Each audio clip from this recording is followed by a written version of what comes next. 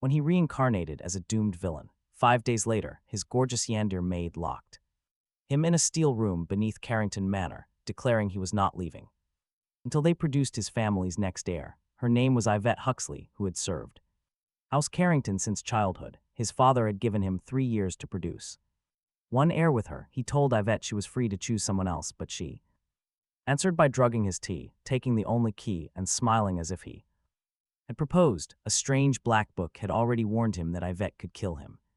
So there he was, trapped underground, chained to a bed by his own maid. Yvette could forge liquid metal into blades, command the staff, and predict his every habit. He wanted one basic thing: the right to choose what happened to his life. Yvette believed loving him gave her that right instead. So how did he escape a woman who could cut through the door faster than he could open it?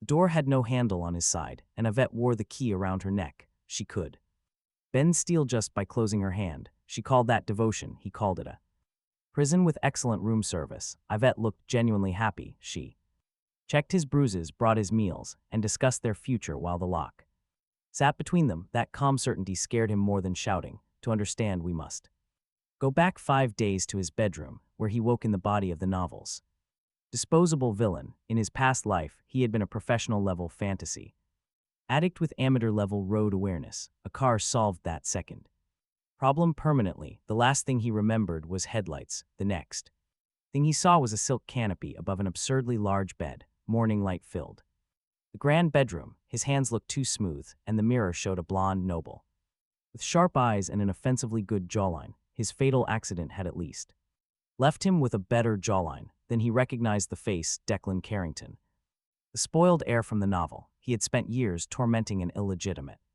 princess destined to become the world-saving heroine. He was handsome, rich, connected, and terminally stupid. His ending was simple: he drugged Princess Heather at a royal ceremony. The heroine exposed him. His title vanished. His family fell with him. He begged in the streets and died hungry.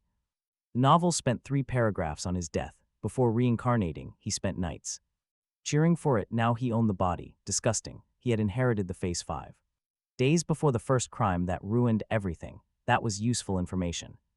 With a 5-day deadline, he grabbed a fruit knife from the breakfast tray and nicked his finger. Pain shot through his hand. Blood welled immediately. Excellent, he muttered. Reality works. The bedroom door opened. Yvette Huxley entered, carrying folded clothes. She was the Carrington maid who had grown up beside the original Declan. That explained why she walked into his room without knocking. She also looked unfairly good in her black and white uniform. In his defense, reincarnation had already damaged his judgment. Then Yvette saw the blood and dropped the clothes. Young master, she crossed the room, caught his wrist, and pulled his hand toward her. Before he could ask for a bandage, Yvette placed his cut finger in her mouth. Warm magic closed the wound under her tongue. He forgot every useful word. Yvette released his hand and inspected the healed skin. Her thumb stayed against his palm longer than the healing required. Why did he hurt himself? He needed to know if this was real. Her gaze sharpened. What did that mean? A headache, he lied, quickly hiding the knife. Decision: a new record. Yvette kept watching him, so he cleared his throat. Thank you, he said. Her hand froze around his wrist. Original Declan ignored servants until they disappointed him. A simple thank you stunned Yvette far more than the cut. You thanked me, Yvette whispered, and he promised to make it a habit. Faint blush crept onto her cheeks. Then she smiled with enough warmth to make the later steel room feel like a personal insult. In that moment, he only saw a beautiful maid who had healed him, but he still had a ceremony to survive. The ceremony was the very next evening. The original Declan would drug Princess Heather there, luring the heroine into the room. That scene started the chain that ended in public ruin. His first plan was painfully reasonable. He would avoid the heroine, apologize for the bullying, and never touch Heather's drink. That reasonable planning lasted until a blank black book fell straight onto his head. He hit the carpet. The book bounced once and landed on his wounded hand. One bead of blood touched the cover. Boom, the black pages snapped open. While he told the book, you could have used the table. The room disappeared. He woke standing in a pitch-black space with no walls, chains pulled tight around his arms. A woman stepped out of the darkness, close enough for him to feel her breath. Her face stayed hidden, but her voice reached him clearly. Become cruel, she whispered. Belong to me and stay with me forever. The chains Tightened pain tore through his shoulders as he tried to pull away. Woman laughed softly, touching his cheek as if she already owned him. Be the man everyone fears, she whispered, then nobody can take you from me. Blade of black metal formed beside her hand, stopping right against his throat. Then the black book threw him straight back. He landed beside the bed. Gasping, pain lingered. 3 words had appeared across the open page: do not change destiny. His cheat system had arrived, assaulted him, threatened him, and refused to elaborate. Premium service, right? Still, the warning proved one useful thing. Changing events was definitely possible, or the book would not threaten him over it. Changing them blindly was dangerous, so he changed strategies. He would preserve the ceremony setup, letting Heather sleep for a few minutes. The heroine would enter on schedule, and he would surrender before anyone touched Heather, except a broken engagement, and halt the original Declan's later revenge spiral. It was ugly, but still far better than exile, starvation, and dragging House Carrington down with him, if fate demanded. Villain, he would play one with better risk management. The next morning in Carrington Manor's breakfast room, he met the family he was trying to save. Duke Carrington sat at the head of the table, his father and the Empire's undefeated marshal. Armored guards stood straighter whenever he entered a room. Duchess Carrington sat beside him, pulling her son into a tight hug before he reached his chair. You look pale, the Duchess murmured. Are you nervous about Heather? Mostly about surviving dinner, his father laughed, then Mary. The princess quickly. Fear builds character. The political engagement to Princess Heather was political, since House Carrington held too much military power. The royal his family wanted that power secured through marriage. The new parents spoke warmly, teasing him and filling his plate. The mother remembered which pastry Declan liked. His father complained that the boy had grown soft, then slid the larger serving toward him. That made the stakes worse. The novel destroyed House Carrington right alongside Declan without a second thought, yet these people looked at him like he was worth protecting. A maid approached with tea, her hands shaking before she even reached the table. Josie Talbot was a young Carrington maid. Burning up with fever, she tripped on the rug, spilling tea across Declan's sleeve. Everyone froze. Josie dropped to her knees, begging the young master for forgiveness. Vet stepped up behind her. The maid's body went rigid, awaiting expected punishment. Instead, Declan gently touched Josie's forehead. She was boiling. Why are you working? He asked. Josie stared at the floor, whispering that the ceremony needed every hand. Then the ceremony can find healthier hands. Declan helped her stand, telling her to rest. Any sick servant must do the same. Josie glanced at Yvette, waiting for a trap. Yvette studied his wet sleeve, then his face. You heard him, she said. Rest. The other maids moved instantly. One small kindness reshaped the whole ceremony schedule. But Declan did not know the price yet. That night at Black Ridge Night Market, he used the original Declan's VIP pass to enter a hidden apothecary shop. The masked merchant placed 2 tiny vials on the counter, explaining their power. The clear one dissolves instantly. The red enhancer makes it take effect faster. But if you spill the mixture, the dosage becomes highly unstable. How unstable? She might wake too early or sleep too long. Divine magic burns it faster. Since Princess Heather controlled ice magic, she would burn through the sedative quickly. Declan slid his gold across the counter. The apothecary counted it once, short. If he left without it, he wondered, what then? Tomorrow belongs to fate. Suddenly, a gloved hand placed a sealed Carrington transaction note beside his gold. Vet stood right at Declan's shoulder, noting that he had left without an escort. The apothecary checked the note and pushed both vials toward him. Yvette had traded family supply secrets to cover Declan's financial shortfall. The seller warned that House Carrington would notice this exposed trade route. Yvette stared at him, whispering that the young master should make it worthwhile. Declan pocketed the potion, asking how long she had been following him. Yvette adjusted his collar, murmuring long enough. That answer should have terrified him. Instead, Declan was just grateful his walking red flag of an escort had covered his bill. Watched him enter. They expected arrogance, but he offered polite manners, standing nearby Princess Heather Belrose was his political fiancée and the Emperor's 3rd daughter. She wore striking silver, scanned every exit, and looked stunning enough to complicate diplomacy. He offered a polite bow. Princess Heather raised an eyebrow. Eyebrow, did someone replace you? She asked. Declan admitted it was rumored. Her mouth twitched 1 point for him. Alyssa Fontaine stood nearby with her companion. Bethany Winters. Alyssa was the future heroine whom the original Declan had Bullied for years, he gave her a careful bow. Alyssa, I owe you an apology. Alyssa stepped back, telling him to keep it. Trust required evidence, and he had.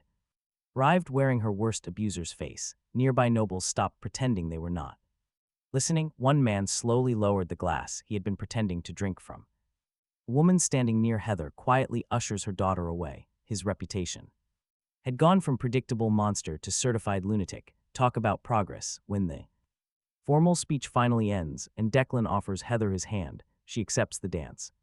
Solely because refusing him would spark a public scandal. Leaning close, she smiles politely for the crowd while whispering for him to keep up. Last time he told her the floor should feel honored under his heavy leather boots. Declan winces. Did his past self seriously say that? He winces again. On behalf of his mouth, while Heather lets him spin her around. His mouth is still heavily under investigation.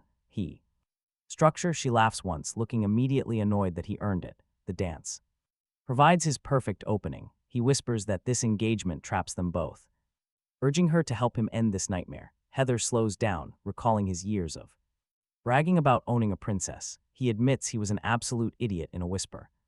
But she still suspects him. He asks her upstairs, her eyes narrow but gaining control of her future matters more than her disgust. If this is another boast, she warns she will break his other cheek. He appreciates the scheduling clarity. She follows him to his private guest room right after their tense dance. He prepares hot black tea while Heather stands cautiously beside the window. The original plot required Alyssa to catch them together. He leaves his bedroom door completely unlatched. Loosening his formal coat, stage set, he slips an invisible sedative into both cups. Heather watches his every move, demanding he drink first. Naturally, the princess had survived court life by distrusting every single cup. He lifts his. Instantly, Heather reaches over, swaps their drinks, and spills a tiny thin line of tea over her glove. Smiling, she orders him to drink up. Declan touches the cup to his lips without swallowing. Heather drinks, smiling for 3 seconds before her knees fold. He catches her before she can even hit the carpet. Lowering her gently onto the soft bed, she overcame his obvious trap but still lost. Both cups were poisoned because a masked apothecary warned him that suspicious targets always swap. The original Declan would have trusted one cup and ended up embarrassed. But he trusted her to distrust him. It is pretty petty, yet effective. He opens the door wider, waiting expectantly for Alyssa. 2 whole minutes tick by.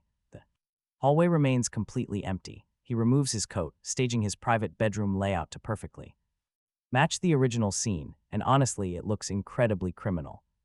Heather is already stirring because the enhancer mixed badly, meaning her powerful ice gift is still not arriving. Later, Bethany explains what went down in the corridor. Josie was resting because Declan sent her away, while Bethany spilled some punch on Alyssa. Alyssa reached the corridor, but Ibeck cleaned her dress and redirected them with cake. His own unexpected kindness changed their entire route, turning public exposure into a total private disaster. Suddenly, Heather opens her eyes and looks from the bed to his loosened coat, then straight to the 2 cups. Her palm strikes his face hard enough to spin the room sideways. She spots the second poison cup, smells it, and glares at him with fresh disgust, demanding to know if he expected her to defend herself. He calmly holds her stare. He prepared for the capable woman he knew she was.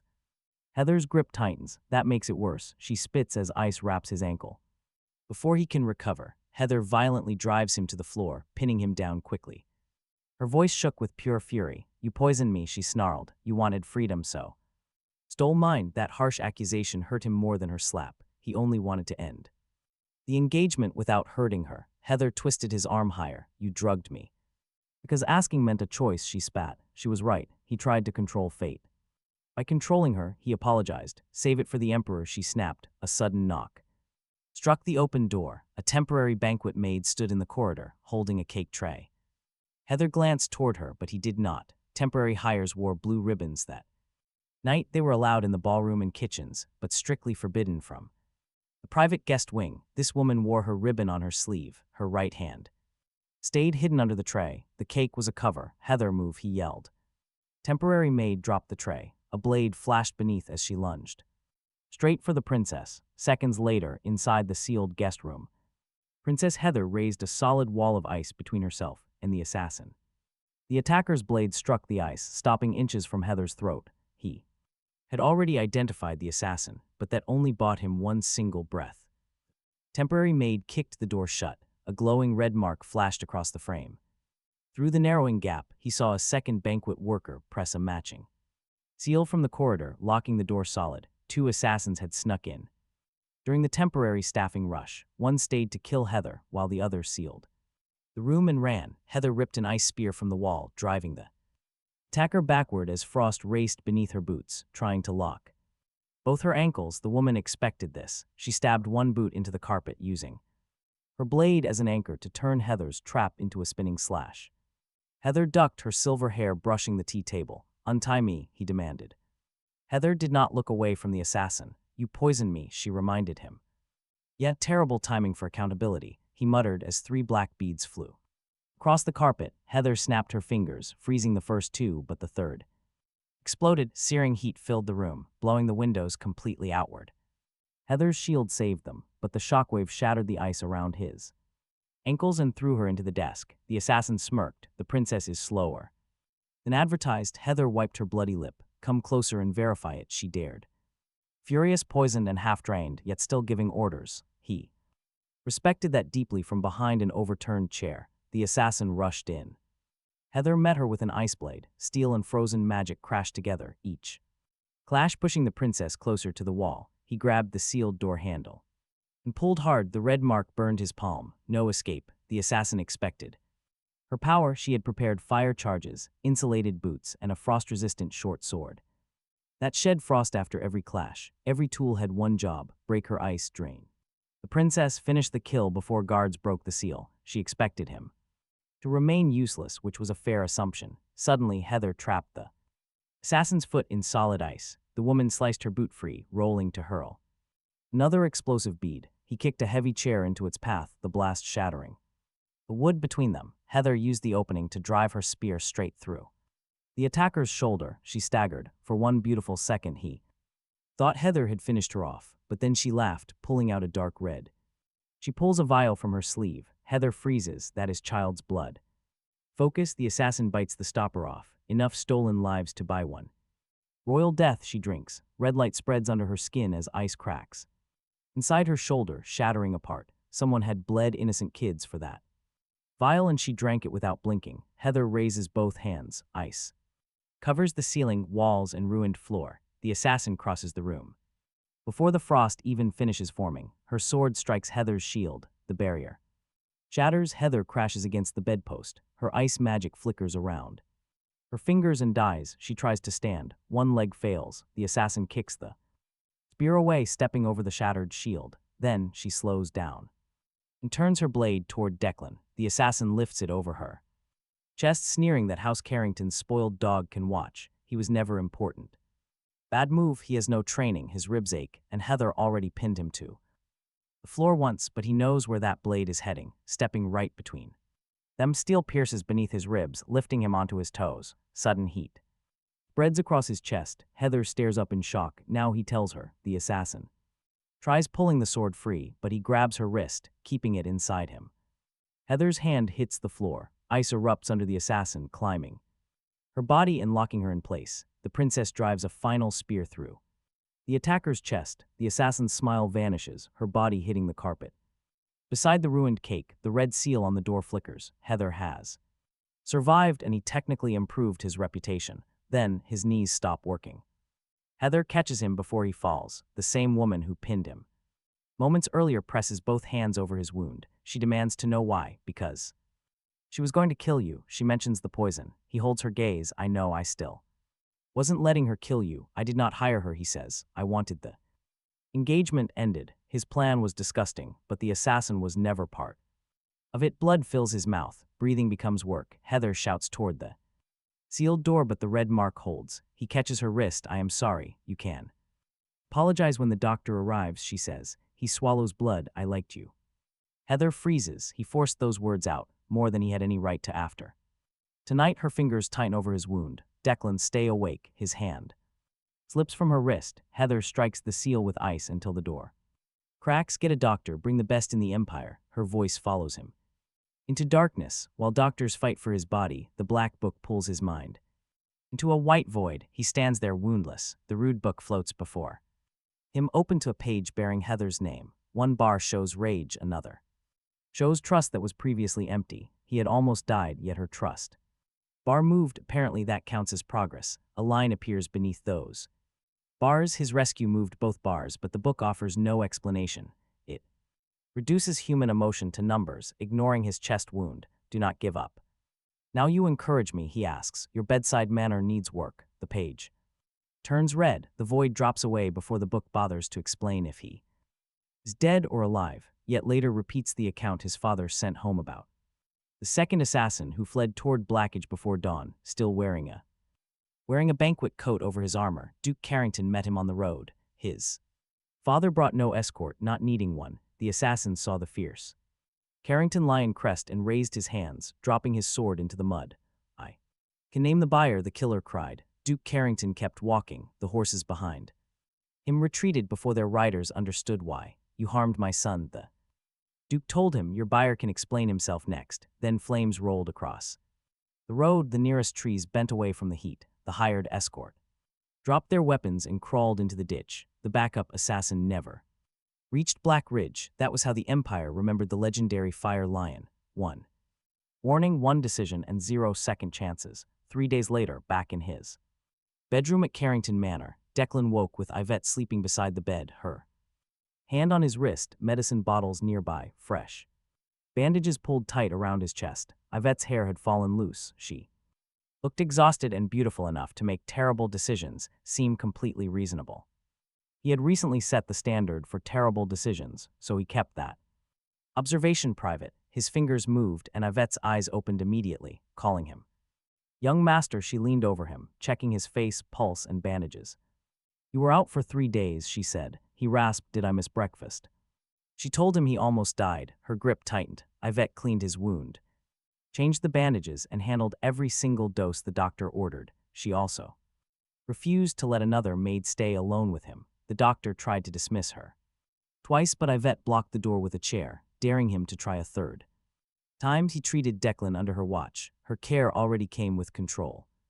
He still had not seen how far she would take it. What happened after the fight, he asked. Yvette poured water, holding the cup herself. Princess Heather broke her family seal, summoning the Empire's best doctor and staying until he stabilized him. That explained why he still had blood inside him. Yvette's mouth thinned. She then testified that the assassin targeted her, and Declan saved her life. House Carrington was cleared before the Emperor questioned the other great families. Heather had every reason to bury him after the poison. Instead, her testimony kept his family off the suspect list. The Emperor closed Black Ridge night market and hunted the temporary staff network. Rival houses felt the heavy pressure, but House Carrington kept its name. Heather won that massive reversal.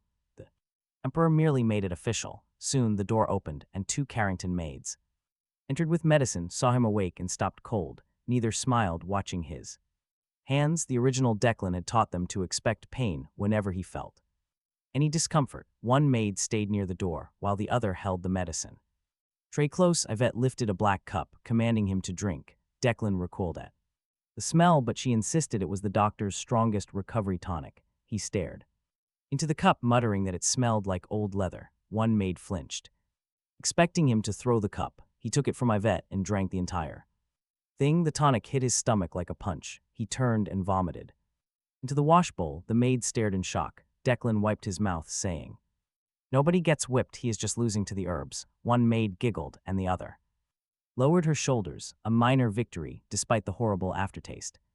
Wiping his face, she asked if anything happened with Princess Heather before the assassin arrived. Her tone stayed gentle, but her grip on the cloth tightened. She slapped him, yet smile sharpened. Only once, she said, focus on his recovery. She gave him another spoonful of medicine. Apparently, jealousy came with extra spoonfuls. That night, after Yvette left the medicine beside his bed, he wrote 4 lines on a sheet of paper. Survive the villain route, protect House Carrington, control the Black Book, become strong enough that nobody could decide his future with 1 blade, 1 order, or 1 key. Heather's ice gift had folded him. Alyssa would one day collect enough divine power to make Heather look reasonable. He had good cheekbones and a fresh chest wound. If he meant to outgrow Alyssa, the Black Book needed to start earning its keep. Black Book he called, the artifact shot from beneath the bed and hit him directly in the groin. He folded over the bandages, muttering that it was a terrible ally.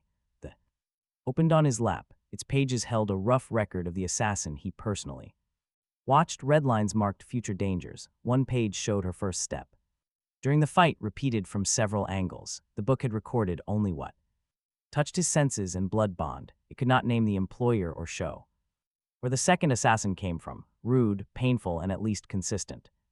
He touched the drawing. The bedroom vanished. He stood inside a copy of the sealed guest room. The assassin waited across from him with a clean sword and no wound. Okay, he told the book. A warning would have been polite. Assassin moved. 3 seconds later, the sword entered his chest again. Pain exploded through him. He woke on the same starting mark. The wound was gone. The pain stayed. A small line appeared on the wall. Observed movement retained. The rule was cruelly simple. The black book could rebuild opponents and structures. He had seen death inside reset the room. Pain and practice followed him back. His cheat system was a torture gym. Talk about a brutal grind. He stepped forward again. Attempt 2 lasted 4 seconds. The 12th lasted 6. At 40 he could read her shoulder before the first cut. 80 deaths taught him to stop. Reaching for the sealed door. Attempt 100 made her turn once. 20 deaths later. He caught her sleeve. At 150, he forced her to use the explosive bead. She killed him immediately afterward each time, but the tiny winds stayed. The book killed him in every convenient direction. Blade, kick, explosion, wall. At one point, it dropped on his face between attempts like he needed encouragement. His hands shook between resets. His chest remembered the real blade each time the fake one entered. He learned to breathe through it because panic made the assassin faster. He kept going. Pain inside the book was cheaper than begging outside it. On attempt 1085, he stopped trying to beat her. He focused on stealing the one movement that kept saving her. His body blurred sideways. Her sword missed his throat. He survived 27 seconds. Then she buried him in the wall. The room reset, but a new word burned across the page in his hand. Shadow step. By dawn, he returned to his bedroom and stood beside the bed. The technique had worked inside the book. He needed proof it existed outside. He focused on the door. His body snapped across the room. For 1 beautiful second, he was faster than sight. Then smoke rose from his right boot. He yanked. He pulled it off, slapping the flames out. Shadow step worked, but it cooked his foot. His body simply lacked the strength to sustain the spell. Every single shortcut came with a heavy price, and his smelled like burned socks. Sitting on the carpet, he stared at the Carrington crest above the fireplace. The second assassin had seen that emblem and panicked because his father was the Fire Lion, Duke. Carrington had never lost a battle. He had trained royal guards, crushed border armies, and turned a road into an execution ground before breakfast. His father was the absolute best combat teacher in the Empire, living right down the hall. The bedroom door swung open. Yvette stepped inside, wearing the new silver keys of Carrington's head maid. The Duke wants you in the family salon, she told him. Grabbing his boot, he stood. He had finally found the perfect teacher, but the family meeting was about to take him away. The next morning in Carrington Manor's family salon, Yvette stood beside his mother wearing the silver keys of the new head maid. The former head maid resigned after the ceremony security failure. Yvette took over her authority, her staff, and access to every renovation map in the manor. 2 senior maids waited outside for her instructions. Yvette gave 3 orders, reassigned the night watch, and had the room moving before either woman finished bowing. At the time, that sounded efficient, but you know where this is going. Duchess Carrington pulled him into another crushing hug before he reached the sofa. Call me mother properly, she ordered. I almost lost you. My ribs are still negotiating with the doctor. They can negotiate after I finish, she declared, squeezing harder. Then his mother placed his hand over her stomach. You are getting a younger sibling, for one clean second. Everyone smiled. His father smiled from beside the window. Yvette lowered her gaze, but he saw her smile too. Now there was a child in house Carrington who could lose everything if he repeated Declan's ending. Then the Imperial messenger arrived. The sealed order sent Duke Carrington to the Eastern Front against the abyssal host. The strongest demon force was massing. In the novel, Alyssa eventually became powerful enough to stop its major invasion 3 years later. Right now, his father had to hold the line without her. Folding the order, he looked at his son. I leave this afternoon. He had found the best teacher alive at dawn. The war order took him Before lunch, train me before you go, he said. His father's eyebrows rose. You used to avoid the practice yard like it collected taxes. I recently discovered that swords hurt. That lesson usually improves attendance. He crossed the room and struck his shoulder with one heavy hand. Pride showed plainly on his face. You protected Princess Heather while untrained and wounded, Duke Carrington. Told him that was courage. Now build the strength to survive your own courage. I can do that faster with you here. His expression hardened. The Empire needs the fire lion at the front. House Carrington needs its heir standing when I return. No joke belongs there. He nodded. Before the meeting ended, his father turned toward Yvette. She stood perfectly straight, but her fingers closed around the new keyring. Yvette was raised in this house with an expectation. The Duke told him, your mother and I always believed she might become your partner one day. The Duchess touched Yvette's arm. It was never a legal promise, but Yvette still built her life around it. Her cheeks colored deeply. She did not look at Declan as his father continued. His engagement to Heather was purely political theater. Once the princess secured her position, it could end. That should have been good news, but then came the order. Within 3 years, he had to produce a Carrington heir with Yvette. Silence fell. Yvette's keys stopped moving. His mother's smile faded. Even the Duke seemed to hear the ugliness of his words. Declan looked at Yvette, and she finally met his eyes. She looked both hopeful and terrified. His father had turned their futures into a family assignment. Declan promised to protect House Carrington, but refused to force Yvette into his bed. The Duke frowned, stating he ordered an heir, not cruelty. The outcome still belongs to two people. His mother watched him carefully, while Yvette's hand tightened around the keys. The Duke held Declan's gaze, then gave a short nod, telling him to make his choices and live long enough to answer for them. That afternoon at the outpost, Declan watched Duke Carrington mount a massive warhorse. Beneath the family's lion crest, soldiers stopped talking when the fire lion entered the yard. His father pulled him into a brief, brutal hug, telling him to grow strong. He urged him to protect his mother, the child, and Yvette. Declan wanted to believe. Duchess Carrington left soon after in a guarded carriage. His father's sudden deployment made the manor a target, so her doctor wanted her inside safe Carrington territory. By sunset, both parents were gone, leaving Yvette to manage the entire house. Declan found her alone beneath the stairs, still holding the headmaid's keys. When he called her name, she turned quickly, claiming she meant her words. In the salon, her smile returned as she spoke of protecting the family and choice. Then her smile thinned. Declan stepped closer, noting she served this family her entire life. She deserved freedom and should choose someone better than him, someone she actually wanted. Yvette stared at him as the hall clock ticked behind them. She had spent years waiting for those words, but he had answered by offering her to an imaginary stranger. She asked if he thought she was clueless. Declan replied that his past self never gave her room to find out. Suddenly, a small sound came from her hand. A silver key bent completely. Blood appeared along her palm where the metal cut through. He reached for her. Declan warned her, but she hid it behind her back, politely thanking him. Her voice stayed polite, her eyes unblinking. Declan honestly thought he had solved the Yandere problem, but trust me, that illusion lasted exactly 30 seconds. Late that night, in the manor's library, he chose intense training over sleep. His father was gone. Heather could easily flatten him, and Yvette could bend steel keys with one hand. Declan was dangerous on paper but weak in a real fight. The book lay open. Beside 3 combat manuals and an old security guide, this mysterious book copied any technique he read closely. Touching its magical page rebuilt the lesson inside his training space. Payne handled the teaching as he loaded a sword stance, basic body conditioning, and a section on warded locks. Lockpicking looked useless next to combat magic, but the recent assassination attempt had taught him one thing: a locked door had kept him out of the fight. The book suddenly smacked shut on his fingers. Then, the library door opened. Yvette stepped inside, carrying dinner and a bottle of rare wine. Yvette changed her torn glove, her smile turning gentle again. His mother asked her to make sure he ate, Yvette told him. She also asked him to avoid crushing her ribs. Declan made no promise. She poured the wine, but he covered his glass. Coffee. The kitchen coffee spoiled that morning. Every single grain. Yvette's smile only deepened.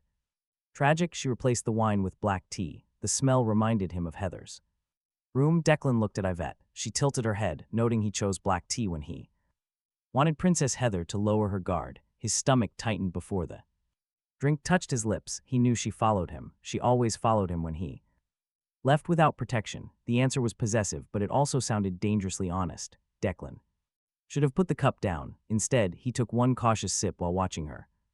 The bitterness arrived late. His fingers went numb. Yvette caught the cup. Before it fell, Yvette, he groaned, trying to stand. His knees buckled. What did she do? She knelt beside his chair, gently stroking his hair. She accepted his freedom. The library tilted. The last thing he saw was the woman he trusted. Lifting him into her arms, the black book slid from the table, but Yvette caught it.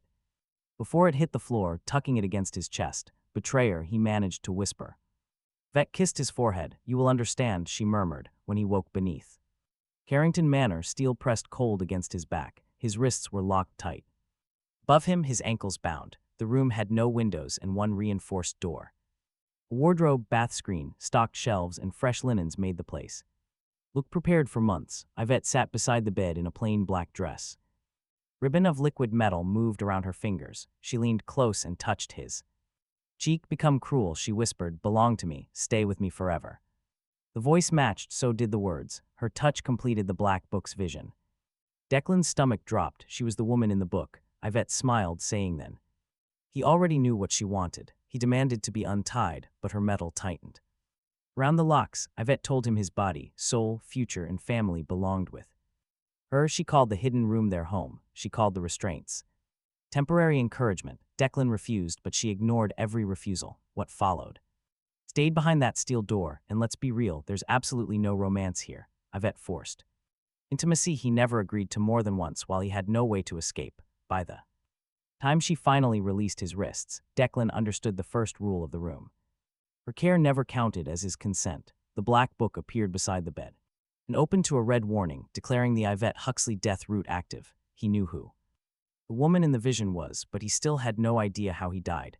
Declan looked at the woman who had known the original Declan since childhood. He had one ugly suspicion. Had she encouraged his cruelty because a hated, isolated Declan would be easier to keep? He had no proof, but her love was already dangerous. Without that answer, Yvette noticed the page and shut the book with one finger. Do not worry, she murmured, promising she would never hurt him. Declan looked at the restraints. Yvette followed his gaze and smiled, saying this was different. No, Declan retorted, she just liked this difference. Her smile vanished. For 1 second, she stopped pretending the restraints were care. Then Yvette unlocked his wrists and ankles, promising him more freedom when he stopped trying to leave her. Declan asked if she heard how insane that sounded. She ignored the Yvette held up the only key, reminding him that nobody else knew this room existed. Old cellar plans hid the space, while her liquid metal magic sealed the secret parts. No worker could build this openly. She told the household he already left for the academy. His parents were away, the staff answered to her, and only her key opened that door. She leaned in close, naming Heather, Alyssa, Josie. Any woman who dares to take him from her will disappear. His body went completely cold. Yvette tapped his nose, calling it a joke. Nobody laughed. Still frozen, she took his clothes, grabbed the restraints, and locked him behind the heavy steel door. He waited until her footsteps finally faded away. Then, he immediately attacked the door, kicking the hinges. He slammed a metal cup against the lock, then tried shadow stepping through the frame, nearly burning both feet. The door held, so he stopped wasting energy and studied the metal. That keyhole ran several internal catches, reinforced with her liquid metal. He summoned his black book, which promptly smacked him in the face. Still rude then. At least captivity gave him plenty of time, food, and a private training room. Yvette had accidentally built him the Empire's ugliest academy. He loaded up the manuals he had already read, training his sword forms until his arms completely gave out. He did body conditioning until the stone floor felt soft. Yvette returned 3 times every day. That gave him 3 daily chances to study her wrist, the key's angle, and the sequence of clicks behind the steel. He traced the keyhole again, memorizing the exact pattern. He absolutely refused to let Heather remain stronger than him. And Yvette certainly wouldn't keep the power to control his life. By the next evening, Yvette stepped back inside the steel room with a warm bath, fresh bandages, and dinner. She slid the tub forward with liquid metal, acting like they shared a private honeymoon, happily offering him his favorite soap. He dryly called it kidnapping soap. She insisted it was lavender, but he noted that didn't make being kidnapped any better. Yvette smiled, threading a metal ribbon through the drain, telling him to sit. he remained standing. She raised an eyebrow, so he pointed directly at the shackles in her hand. He demanded no chains while eating, no touching while sleeping, and proper clothes tomorrow. Yvette weighed his demands with a patient smile, agreeing to unchain him while he ate. She said she would decide the rest, granting him only one real boundary. He accepted it. The food smelled incredible, but after just 3 bites, Yvette asked if he liked the meat. She smiled, explaining she mixed in magical beast organs designed to boost fertility and stamina. He instantly froze mid-chew. Watching him, Yvette beamed, saying she was only helping his body. Just pushing the plate away, he accused her of spiking his food with breathing supplements. This girl is completely unhinged. The meal was a trap and the room tilted. He stared down at the sauce, realizing Yvette had drugged his dinner once again. Every comfort comes with control, he slurred. She caught him right before he hit the table, whispering that he learns quickly. 2 days into his captivity, she offered him a single wish, asking for freedom or clothes, earned him an immediate flat refusal. Yvette cut him off before he could even finish asking for a duplicate key. She told him to choose something she could actually grant. He stared at the steel door. Then, looking at her hopeful face, he began spinning a tale about a childhood dream of catching the rare silver spirit fish from Lake Evermere. As Yvette leaned in closer, he poured absolute fake nostalgia into his voice, explaining how the season only lasted a few days. His father had promised they would go, but now he was at war. That part was actually true. The disappointment stung. Declan lowered his eyes, telling her to forget the far lake. But Yvette grabbed both his hands, promising she could bring him one. He stared with shameless admiration. She was likely the only woman who could. Yvette searched his face for mockery, but Declan was dead serious. His praise had to feel genuine, because she really could beat that lake. Her blush appeared instantly. The strongest woman in the manor went weak. Praise from him made distance, and danger stopped mattering to her. Yvette kissed his forehead without asking, promised to hurry, and took the key. The steel door shut behind her. Declan counted her fading footsteps. Then he opened his black book, pressing it flat against the keyhole. He had studied this for 2 days. He told the book to copy the lock. Create 1,000 copies, he ordered. Instantly, the private training room vanished. A row of steel doors appeared as Yvette rode toward the lake. Declan only had a short time to train before his fierce maid returned. He thought a simple fish request would buy him time, completely unaware of the danger. She would face a jealous mage and a beast nobody else could kill. While he trained beneath the manor, Yvette reached the lake in a storm. Declan learned the details later. Their versions of the story differed greatly. They argued whether she looked irritated or murderous, but agreed on the guard. He definitely should have kept his hands to himself. The road ended soon. Heavy rain hammered down on the flooded shore, hiding the far bank completely. The guard blocked her horse, warning that Lake Evermere was closed. A powerful class spirit had awakened. Yvette ignored him, demanding the silver fish. He told her to turn around, grabbing her wrist before she could pass. A liquid metal needle suddenly shot through his hand, pinning him down. The gatekeeper screamed in pure agony as Yvette casually withdrew the needle. "You stabbed me," he shrieked. Yvette dropped a pouch of gold in his palm. She adjusted her glove, calmly stating that the gold covered his injury. He accused her of doing that because he touched her. She coldly agreed. The gatekeeper pointed toward the shore, warning her about the monsters. She adjusted her glove, saying her young master simply requested dinner. He stared at the storm. Out of love, Yvette added as he moved. That was his smartest decision. Yvette dismounted and tied her horse. The guard pressed the gold pouch against his bleeding hand. He warned her that other people went down there an hour ago. None returned yet, she noted. Then they might know where the fish are. The guard stared. Yvette kept walking, muttering that Declan disliked waiting. Declan never said that. This woman kidnapped him, then invented flaws. She just wanted a timely dinner. Suddenly, a massive blast shook the shore. The guard could not argue anymore. Yvette immediately followed the sound. Right at the waterline, 3 adventurers were already fighting the spirit. The broad, heavily scarred Ronin Briggs led them with sword and shield. He was stubborn enough to plant his boots directly against the beast. Behind him, the fire mage Fiona Beckett launched a massive blast. Her intense flames turned the water shell into steam instantly. She was Ronin's childhood friend and the support mage feeding power into his shield while keeping Fiona's fire from burning everyone. Nearby, the spirit swings a massive fin. Ronin blocks it. Mud flies, his knees buckle, but Marable quickly buffs his arms. Watch your left, she warns, just as Fiona fires 3 firebolts. Rain kills 1, another burns the jaw, the last curves 2. Close, Marable redirects the stray flames straight into the creature's open. Wound, now Fiona, Ronan screams. Fiona launches a massive fire spear. It pierces its mouth. Instantly, Marable locks the beast down with chains. The spell drags her, she holds tight, the spear explodes, pure steam. Erupts, Ronan covers Fiona, leaving Marable to take the boiling blast. It hits her back. Finally, the lake spirit crashes down, dead. Ronan drops his shield, grinning. Perfect timing, he laughs. Fiona bumps his shoulder. You only say that when I save you. He catches her sleeve. Keep doing it then, he replies. Marable wipes rain from her face. My binding held, she mutters. Fiona notes she saved him twice. But Ronan only checks Fiona. Good job, Marable, he says, distracted. She stares at his hand resting on Fiona's shoulder. Brutal. Her grip tightens on her staff. Then the lake swells violently. The dead beast splits open. Something much bigger emerges from below. This second spirit stands twice as tall, unfolding huge black fins. Its roar is deafening. It flattens the reeds and snuffs out. Fiona's flames, Ronan's smile dies. They only expected one dominant monster. Clearly, the gatekeeper was wrong. Lake Evermere has a second one.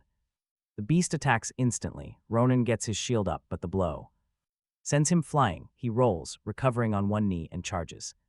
Marable can't even buff him before the beast snaps up his shield. It flings him away. Fiona desperately tries to rebuild her fire. Rain kills the spark. She forces another. Suddenly, a massive wave hits her from the side, slamming her against a broken dock. Marable throws up a barrier, but the spirit's heavy claw descends. One hit cracks it, the second drives her knee through the wet boards, a third completely shatters her shield, dropping her down. Blood drips from her nose. Run, she gasps, but Ronan crawls forward anyway. With a broken shield arm, he still raises his sword. Take her and run, he tells Marable, but she refuses to leave. We can fight, she insists. Ronan just turns to face the beast. He intends to buy time. Fiona begs him not to be stupid. He looks back, smiling. He's literally volunteering to die for her. Marable freezes. She stops casting. The spirit raises its claw again. Suddenly, Yvette steps in, blocking the blow. Liquid metal flows out from her sleeves, hardening into a shield. She doesn't budge. She looks back calmly. So, which part of this is the fish? Ronan coughs mud, utterly baffled. Yvette explains her young master is waiting. As the monster strikes again, her shield splits into 12 silver blades. Metal ribbons wrap the monster's arm, dragging it sideways to bury its claw. Then the rest of her metal rises, forming sharp spears above the lake. Chains snap around both fins as a massive scythe unfolds beside her. Ronan pushes himself up, staring in shock. You are actually a maid. Yvette catches the scythe as the spirit tears a chain and roars. With a single strike, her silver blade slices the monster from shoulder to hip. The dominant spirit splits cleanly, crashing into the lake in 2 massive pieces. The water immediately goes flat as the gatekeeper drops his barrier pole. Fiona and Ronan lower their weapons, while Marable's unfinished barrier begins to dissolve. Ronan looks from the giant dead spirit to Yvette's spotless gloves. He demands to know who trained her, while Yvette wipes her glove. House Carrington trained her as a knight, she says, treating him like dust. Now she serves as a maid, making Fiona instantly stand up straight. Marable lowers her staff, choosing her next words to Yvette very carefully. Your young master must be incredibly important, Marable notes. Yvette looks toward home. He is everything, she says, with a devotion that sounds exactly like ownership. While the adventurers exhausted themselves, Yvette sliced the stronger monster easily. In half just because Declan wanted dinner, her own terrifying brand of romance.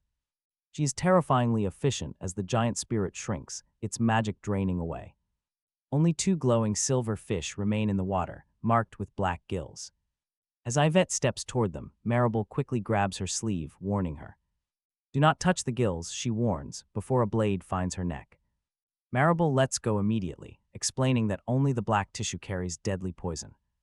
Yvette keeps her blade steady, demanding to know if it will harm Declan. If prepared badly, it will stop his heart, so Yvette demands to learn. Marable blinks. The killer, who just halved a monster now, wants cooking lessons.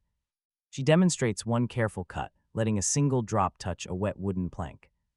The wood instantly turns gray and splits as Yvette memorizes every single movement. With her usual battle face, she watches while Ronan binds Fiona's shoulder. He praises Fiona's brave strike, then blindly tosses his wet cloak to Marable. Marable flatly refuses it, while Yvette quietly observes the growing tension between them. As Marable cuts the fish, Yvette notes that she seems angry with him. Marable pauses, claiming a friend has loved a man for 10 long years. Yvette glances over, saying this friend looks like Fiona owes her serious money. Marable blushes and confesses that she and Ronan grew up together. He once promised they would never part, but now he carries another girl. Fiona clings to his back with her broken ankle, while Marable looks down. She whispers that he barely even sees her anymore, as Yvette wraps the fish. Yvette tells her to stop waiting around, tightening the knots on the cloth. Tell him how you feel and chase the desire you cannot cut away. Never let anyone else decide your future, though she once locked Declan up. She caged him for refusing that logic, yet here she is playing therapist. Marable swallows hard, asking what happens if he refuses her feelings. Yvette replies that people only refuse when they are terrified or confused. True love must be stronger than fear, she says, as Ronan calls out. Fading right in his arms, they had to get moving. Marble stood up, but her hand lingered. On that fish knife, meanwhile, Yvette mounted her horse with the wrapped spirit fish. Safely secured behind the saddle, Marble thanked her, and Yvette looked back toward the road back to Carrington Manor, muttering that Dean was waiting before riding into the rain. Ronan later recalled exactly what happened after Yvette left. Marble followed him and Fiona for just a few steps. Then she stopped right under the broken gate and turned toward empty air as the rain around her bent inward for a single breath. Ronan called her again, but Marble did not answer. Instead, her fingers closed over the spot. Right above her heart, she watched him carry Fiona, her lips moving once as if she was replying to a voice nobody else could hear. Then she whispered a soft yes. Dark red mark burned above her heart, and Marble collapsed right into the mud. Ronan lowered Fiona and rushed back to her side when he pulled her collar aside to check her breathing. A single dark thread was crawling from that mark toward her throat. Rain hit the thread, it thinned out, smoked, and almost vanished entirely. But then the mark pulsed, pulling the dark line back under her skin. Marble gasped awake and covered the brand with both hands. Ronan grabbed her shoulder, but she flinched hard enough to make him let go. Ronan demanded answers. My magic is simply drained, she claimed. That is all, Marble insisted, but the mark was moving. She quickly pulled her collar shut, telling him he imagined it. Ronan studied her face before looking back toward Fiona. Fiona groaned. He lifted her up again, and Marble watched them closely. Ronan later admitted this was the very first time he felt terrified of his oldest friend. Marble stood alone in the freezing rain, while the man she loved for 10 years carried another woman away. Her new mark pulsed once under her palm. Meanwhile, the captive was still beneath Carrington Manor, practicing with that same steel lock for the 1000th time. Yvette carried his dinner down to him. Marble stayed behind with a mark that had shifted under her skin. That evening, back in the cold steel room, he heard Yvette's key turn before he even smelled the fish. Whatever happened at Lake Evermere remained a mystery to him. He only knew his captor returned with a smile, carrying a covered tray and 2 silver fish worth fighting monsters for. Yvette set the tray on his table. I brought what you wanted, she said. You actually found them, he replied. She casually mentioned she killed the larger spirit personally while straightening a napkin. Now look at the sheer scale of his problem. Yvette treated dangerous, dominant monsters and basic table manners with the exact same calm face. She had changed into a clean-made uniform. Wet rain still darkened the tips of her hair. He hated how she looked effortlessly good after committing lake-based grocery violence. Yvette sat right beside him and lifted a piece of fish. Open up, she ordered. He insisted he could feed himself. She noted he might hide tools. Fair point. He opened his mouth. The fish tasted rich, smoky, and surprisingly sweet. Whoever taught Yvette had definitely done it right. Best of all, the poison stayed out of his blood, which made this dinner much better than Yvette's last attempt. She watched him eat every single bite. Expecting applause, he asked if the lake was dangerous. She mentioned a gatekeeper. Objected to the monster, he asked. To me, she replied, looking at her clean gloves. Did he survive, he asked. She replied he received compensation. He decided not to ask what exactly that compensation had covered. Yvette just piled more fish onto his plate. She noted 3 adventurers were fighting the spirits. They were inefficient, but one He knew how to neutralize the poison, saving them only because they stood in the way. The meal was excellent, he admitted, watching her shoulders relax. Praise remained his safest weapon against her, a dangerous but undeniable truth. He took another bite only to feel something sharp catch in his throat. Air stopped. He gripped the table. Yvette's smile vanished. Declan, she pulled him upright and struck his back hard. The bone stayed lodged. Yvette gripped his jaw, pressing her mouth to his, pulling the bone free with her lips. Then she lingered. Their one breath too long. His lungs restarted, but his judgment took longer. Yvette held the tiny bone between her fingers. That was better. He liked breathing. They could always repeat both parts. He cleared his throat. That sounded like a threat. Yvette smiled, calling it an offer. The kiss worked, but the steel door stayed locked. Traction could not erase the cold room, the drugs, or the key around her neck. Yvette set the bone aside and fed him another piece. He chewed with absolute caution, like a man eating dinner while looking for his next tool. When the plate was half empty, Yvette rested her hand over his. Your father's order still stands, she told him. 3 years for an heir. His answer stood firm since they already shared a bed. He held her stare, reminding her she had removed his choices. Her fingers tightened, then slowly loosened. Yvette looked away first, then reached beneath the table to lift a folded black bundle. A pair of rabbit ears slipped free. Black stockings followed as he stared. Yvette's smile returned with criminal confidence, teasing that he used to love this style. He claimed he was vulnerable. She pointed out he was 16. He shot back with a famously vulnerable age. Yvette held the stockings against her uniform, teasing that his eyes still looked vulnerable. He looked away at the wall. A warm drop touched his lip as Yvette leaned closer. His nose was bleeding, which he tried to dismiss as a rare training injury. An elite rare technique. She laughed softly and folded the outfit with painful care. The walking red flag had won, and he quietly accepted his defeat. To protect what remained of his dignity, Yvette stood up, mentioning her duties. She had to finish her rounds, kissing his forehead and promising to return later. Gathering the empty bowls, she left the fish plate. The door key turned her footsteps fading. He waited through 50 counts, then spat 4 long fish bones into his palm. Fish was never just dinner. He had carefully slid the straightest bones beneath his tongue and into the blanket hem. Whenever Yvette looked at his face, the choking hazard was real. The remaining 4 were his. He opened the black book, reviewing the guard routine he had timed during captivity. Yvette's cleaning circuit usually kept her upstairs for 3 hours. The book offered no escape. He had 3 hours, 4 bones, and 3 catches inside 1 steel lock. 1 visible scratch would expose his entire attempt. The first bone entered the keyhole. 1,000 simulations had taught his fingers the angle, but the real lock had weight, rust, and Yvette's liquid metal. The bone flexed. He turned it slowly. It snapped before the first click. 20 minutes were gone. He ground the second bone flatter against the stone table and tried again. The outer catch finally shifted. 1 click. The second bone cracked and lodged inside. He spent the next hour teasing the broken piece out with the third bone. His fingertips split against the keyhole, and blood made the bone. Everything was slippery. He wrapped his thumb with a torn blanket strip and kept working. The black book opened to a perfect simulated lock. Declan glared right at it. This practice version had no rust. Suddenly, the page changed, adding heavy corrosion. He coded the catch, sarcastic coaching. The book flipped another page, hitting his forehead. 90 minutes vanished before the lock finally reset. The black book opened beside his knee, displaying his carefully planned schedule. Yvette was due back in 90 minutes. Extremely helpful, he whispered. The book snapped shut on his thumb, rude, yet entirely consistent.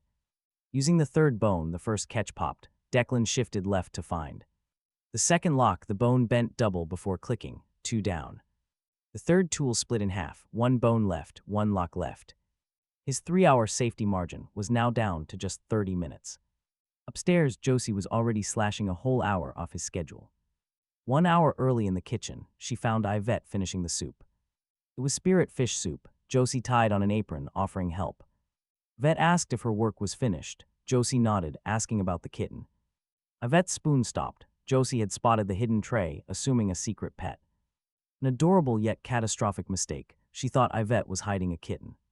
Yvette was confused, but Josie kept pressing about the secret downstairs meals. Yvette resumed her stirring, muttering that it was something like that. Josie offered blankets, but Yvette insisted the little creature needed better Pointing toward the tray, Josie joked about the kitten reading books. Maybe it needed. A friend, Yvette, rested a hand on her belly. Perhaps one was coming. With no official medical confirmation, she treated her guess as pure fact. Josie happily chopped vegetables twice as fast, eager to speed things up. This cut an hour off Yvette's chores. The hidden route downstairs took time. And Declan needed every second. Back in the steel room, the last fishbone trembled. Between his fingers, the third catch resisted every practiced angle. Suddenly, he heard metal scraping stone just beyond the corridor. His safety window vanished instantly. The last fragile fishbone bent dangerously. Every failed run taught him to force it, but the bone would snap. He had to break the stubborn habit the book had beaten into him. Instead of forcing the lock, he eased pressure. A tiny click echoed. Footsteps reached the door. Declan turned the bone further, releasing the catch. The heavy steel door shifted. He caught it before it made noise. He slipped into the dark passage just as Yvette's key turned outside. A tray crashed. Yvette opened the cell, expecting her helpless prisoner. Her key remained in the lock. Staring at the empty bed, she called. Into the open doorway, Declan. Her voice stayed terrifyingly calm. He ran. The sloping passage smelled of damp stone and ancient, decaying sewage.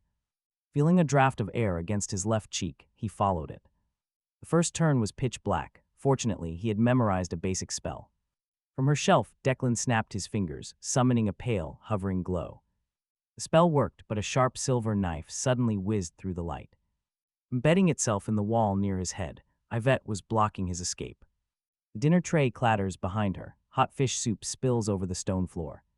Soup pools at the cell threshold. She looks at him, her empty hand already forming another deadly blade. You could have simply asked for a walk, she tells him. You always refuse. He always refuses clothes. Declan points back toward the cold steel room, muttering that it was only temporary. This prison was temporary too, yet here we are. Yvette's metal spreads rapidly across the floor. Silver threads race along both walls, sealing the dark passage right behind him. He triggers Shadow Step, snapping around the corner as burning heat climbs up his legs. The painful spell carries him across a drainage channel just before the heavy metal closes in. Yvette's metallic threads pursue him, weaving a deadly net right ahead of him. He quickly drops. He hits the sewage ledge and slides beneath it, but the sharp net slices his thin blanket. The blanket wrapped around his waist gets torn as a cold metal ribbon catches his bare ankle. He kicks off his ruined boot before Yvette pulls it tight, watching the ribbon drag it back. Declan, Yvette calls, you are making this difficult. Well, that is exactly his plan. He reaches an old laundry cellar beneath the west wing, where shelves of folded sheets stand. These massive shelves stand between him and the service stairs. He pulls the nearest unit down. Linen baskets roll across the floor, one striking Yvette's knees as she enters. She doesn't fall, of course she doesn't. Liquid metal instantly lifts every single basket at once. It throws them aside like toys. He kicks open the service door and reaches the upper hallway. Carrington maids move beyond the stairs. He hears Josie laughing with another servant. He quickly turns away from them. If Yvette finds him near the staff, there will be innocent targets. Witnesses would only make her rage worse. Luckily, an empty guest room stands open nearby. He slips inside, grabs a massive, heavy wardrobe, and starts dragging it toward the hallway. The effort reopens the painful wound beneath his ribs. Both feet burn fiercely from shadow stepping. He keeps dragging as Yvette's footsteps reach the stairs. He shoves the wardrobe over. It crashes across the passage, completely blocking the doorway as a loud bang echoes. A liquid metal spear punches through the wooden panel before the dust can even settle. Yvette slices the wardrobe into pieces without slowing down. He has already fled. He slips into the adjoining guest room through a very narrow connecting door. Another wardrobe stands right beside the bed. He climbs inside, pulling the door nearly shut. He presses the black book against his chest as Yvette enters the first guest room. Dean, she calls out, come out, I forgive you. Liquid metal rips through the wood. A silver ribbon searches under the bed, while another ribbon opens the window. The final silver strand slides through the connecting doorway. It creeps closer. It stops outside his wardrobe. Man, he holds his breath as it touches the handle. Just then a maid calls Yvette's title from the far hall. Yvette withdraws her medal. Go back to the kitchen, Yvette orders, as the maid reports a crash. It was just a fallen shelf. Yvette lies smoothly, sending the concerned servant away. Then she drives 3 sharp metal spikes straight through the wall beside his hiding place. One passes close enough to slice his sleeve. He stays absolutely still as she searches. She opens the bath screen, checks the curtains, and sends a metal ribbon up the chimney. After that, she returns to the first room and completely destroys the other wardrobe. His captor has lost patience, literally taking her frustration out on the furniture. Finally, her footsteps fade toward the courtyard. He stays hidden inside.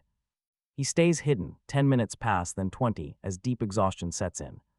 As his eyes close, the mysterious black book slips from his arms and smacks him right on the nose. He woke without making a sound. Useful, he muttered, but still rude. 30 minutes after. He slipped out of the wardrobe. The entire manor had grown incredibly tense. Doors stood wide open. Servants whispered about broken furniture and the frantic head maid. Searching rooms without a single explanation. A senior maid suggested waking the guards, but Yvette snapped. No guards, return to your posts. That worked out perfectly. Guards would have sealed the service stairs, but her secrecy left them empty. He grabbed a torn laundry cloak bearing a faded Carrington lion inside the lining. Then he used the exterior service stairs, carefully avoiding the occupied wing. Not a single staff member saw him escape. Yvette had nobody to punish for helping him because nobody did before sunrise. He crossed the outer wall wearing just an undershirt, a laundry cloak, and the ragged remains of his noble dignity. He was free, but also barefoot, starving, broke, and completely alone. 2 days after escaping Carrington Manor, he was still limping away from the capital on a muddy country road. His laundry cloak had torn at both knees. One boot was gone. Hunger had reduced Duke Carrington's heir to a blonde scarecrow with excellent cheekbones. Freedom looked a lot better from inside the cell. He kept moving anyway, staying inside Carrington territory. Vet private roads, loyal staff, and the time to hide him again. He needed witnesses that she could never control. Westbridge Academy trained nobles and mages in the open. Its teachers, students, and letters home would make another secret cell incredibly hard to hide, so he headed there. He had no horse, gold, or respectable trousers. He drank from ditches, slept beneath a cart, and traded a silver button for stale bread. His noble status had literally become breakfast money. Shadow Step could shorten the road, but each use heated his legs and reopened his burned foot. He saved it for emergencies. Naturally, an emergency found him way before dinner, before sunset, right outside a small farming village. 3 bandits had a woman trapped right against a tree. She wore travel leathers and carried a mage's staff. The bandit stood too close for her to cast without catching herself in the magical blast. The leader held a knife to her throat while his 2 henchmen ransacked her pack. He had only one working movement spell left, an empty stomach, and had just escaped a steel room by inches, and yet he still stepped off the road. 3 men robbing 1 tired woman, he called out. Did courage reject all of you? Together, the bandit leader turned. His gaze swept over his face, torn cloak, bare feet, and exposed legs. Then the man smiled in a way that made his skin crawl. Forget the woman, he told his men. The pretty one will sell for far more. 1 bandit laughed, promising they would have their fun before selling him off. His rescue attempt had instantly upgraded him into the preferred victim, a new personal record. He pulled the cloak tighter. House Carrington pays 2,000 gold for each captured bandit. The leader sneered at his rags, saying he didn't even have 1 gold crown. It would be embarrassing when a poor man caught them. He left the mage and walked toward him. Good. The second bandit followed. The third kept one hand on her shoulder. He pointed at him. Bring your friend, he challenged. No claiming the humiliation was unfair. The leader's pride did the rest. He ordered the third man away from the woman. All 3 spread out around him. The trapped maid finally had some distance. The leader caught the edge of his cloak and yanked it open. A hooked brand marked his belt buckle. His grin widened. He drove his elbow into his throat. The second bandit reached for his hair, but Declan used a quick shadow step to appear right behind him. His hand grabbed empty air. The third bandit rushed him with a heavy club. He stepped aside, letting the weapon hit the leader instead. The leader spun around and punched his ally. He had turned hardened criminals into a petty roadside family argument. Pretty and slippery, the bandit leader muttered. Standards are the worst part of this entire fight. Suddenly, fire lit the road. The woman thrust both hands forward. A massive wall of flame wrapped around the bandits. Before they could even move, the leader tried using his own ally as a shield. The fire curved right around his hostage and scorched him anyway. The last bandit ran toward the open fields, but her fire blocked him completely. Talk about flawless teamwork. Their weapons hit the dirt. The leader's confident kidnapping speech ended in painful screams Screaming, the fire vanished. 3 charred bodies now lay across the road. The mysterious mage lowered her hands and leaned against a tree Declan had created. The perfect opening, and she finished the fight. Honestly, he was quite comfortable. With that simple division of labor, the woman looked him over from bare feet to tangled hair, joking that he looked like a blonde mermaid who had somehow lost the ocean. He claimed Duke Mermaid. She laughed, asking if the rags were a career. Just seasonal nobility, she teased. The mage lifted her pack and offered a hand, Marble. Kestrel, he learned later that she was the support mage Yvette had met at Lake Evermere. Right now, she was just a beautiful stranger who had casually burned 3 deadly predators. Her eyes kept dropping to his bare legs, though in his defense his cloak had completely stopped defending him. He introduced himself as Declan. Marble glanced at the road behind him, asking if he was fleeing some domestic issue. Marble tilted her head, guessing a wife. He tightened his cloak, calling it a head maid with project management skills. Marble smiled, explaining she married last night and her husband had spare clothes. He could eat at their village before continuing his mermaid migration. His stomach growled before he could object, so he followed her. Walking together, Marble described herself as a retired adventurer settling back into married life with her husband, Ronan. At the time, that name meant absolutely nothing. To him, Marble kept reciting his favorite meals and blankets with a strangely bright, rehearsed devotion, never once mentioning if Ronan actually enjoyed being married. The village appeared beyond the fields before dark. Every front door stood completely open, no children ran between the houses, and no smoke rose from the cook fires. Abandoned tools lay beside unfinished work. A basket of spilled apples sat beside doorstep, slowly rotting in the rain. Food still waited on a table. A single broom blocked another threshold. Everyone had left quickly, and nobody had returned. Where is everyone? He asked. At the lake harvest, Marble replied, explaining the spirit season feeds them for months. The answer made sense. Lake Evermere, yet those empty houses did not. A woman whispered, "I love you," which is incredibly creepy. He turned, but the road was empty. Marble kept walking. "Did you hear that?" he asked. Heard what was her incredibly quick answer. A second voice whispered from somewhere deep between the abandoned houses, saying, "I love you." Marble smiled, calling him exhausted, but exhaustion usually insulted him in his own voice. She laughed, pointing toward the largest house near the square. They were staying there, offered by the mayor while everyone worked at the lake. After dark, inside the mayor's borrowed house, Marble she offers him hot bath water, clean clothes, and spirit fish. The clothes belong to Ronan. The shirt fits across Declan's shoulders but hangs loose at his waist. Marble looks him over, claiming her husband wears it better. Declan jokingly worries that their marriage lacks competitive standards. When she hands him a cup of water, Declan wets one finger, touches the drop to his tongue, and waits for numbness before drinking. Marble raises an eyebrow, asking if he tests every cup. He says only after the last. Beautiful woman drugged him twice. Marble takes the cup, noting that repetition makes the lesson romantic. Marble laughs, but her eyes stay on the cup. The water is clean, the fish is safe, but the house still smells faintly of blood. Declan checks the window latches while Marble sets out dinner. Every single window opens outward. The back garden wall is low enough to climb. He had promised himself never to enter another kind woman's house without locating the exits first. He finds the blood smell near a closed door at the end of the hall. Marble steps between him and the handle, telling him that the room stays shut. He asks why. Is it private? Married light. Her smile returns, but the blood smell remains. He lets the door go because he needs food, sleep, and a message sent before he starts another losing fight. After dinner, he turns his torn laundry cloak inside out and shows Marble the faded Carrington lion stitched into the lining. He reveals his full name as Declan Carrington. Duke Carrington is his father. Marble stares at the crest, then laughs hard enough to grip the table, mocking the fire lion's son for arriving barefoot in a laundry cloak. That correction saves his pride. Declan leans forward, demanding she contact his father. He offers 20,000 gold to shelter him until his people arrive. Marable's laughter stops. 20,000. Declan promises half upon contact and half when he leaves safely. She checks the crest again, then his face. Her eyes move toward the closed door at the end of the hall. Marable folds the cloak, letting him stay. Tonight, she promises safety and to send the message at dawn. The locked door across the hall keeps him from relaxing. Marable shows him a bedroom. Across from that mysterious room, the bed is recently made, a man's spare boot rests beneath it, carrying dried mud from Lake Evermere. Marable places a clean shirt on the chair, watching him notice the boots. Do not open that door.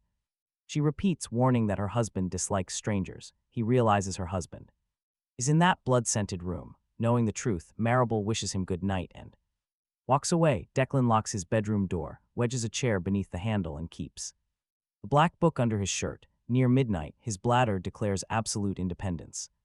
Since the house has no indoor washroom, he moves the chair and enters the dark hall. A dog barks behind the forbidden door. The sound comes low and rough before breaking into a human cough. Declan stops. Marable opens her bedroom door behind him, fully dressed, asking why he is awake. He says he needs the outdoor washroom. Suddenly, another bark comes from the closed room. Declan looks at Marable, joking that her husband sounds trained. She claims her dog sleeps there. Declan notes she forgot to mention the dog. She warns that the beast dislikes strangers too, guiding him toward the back door.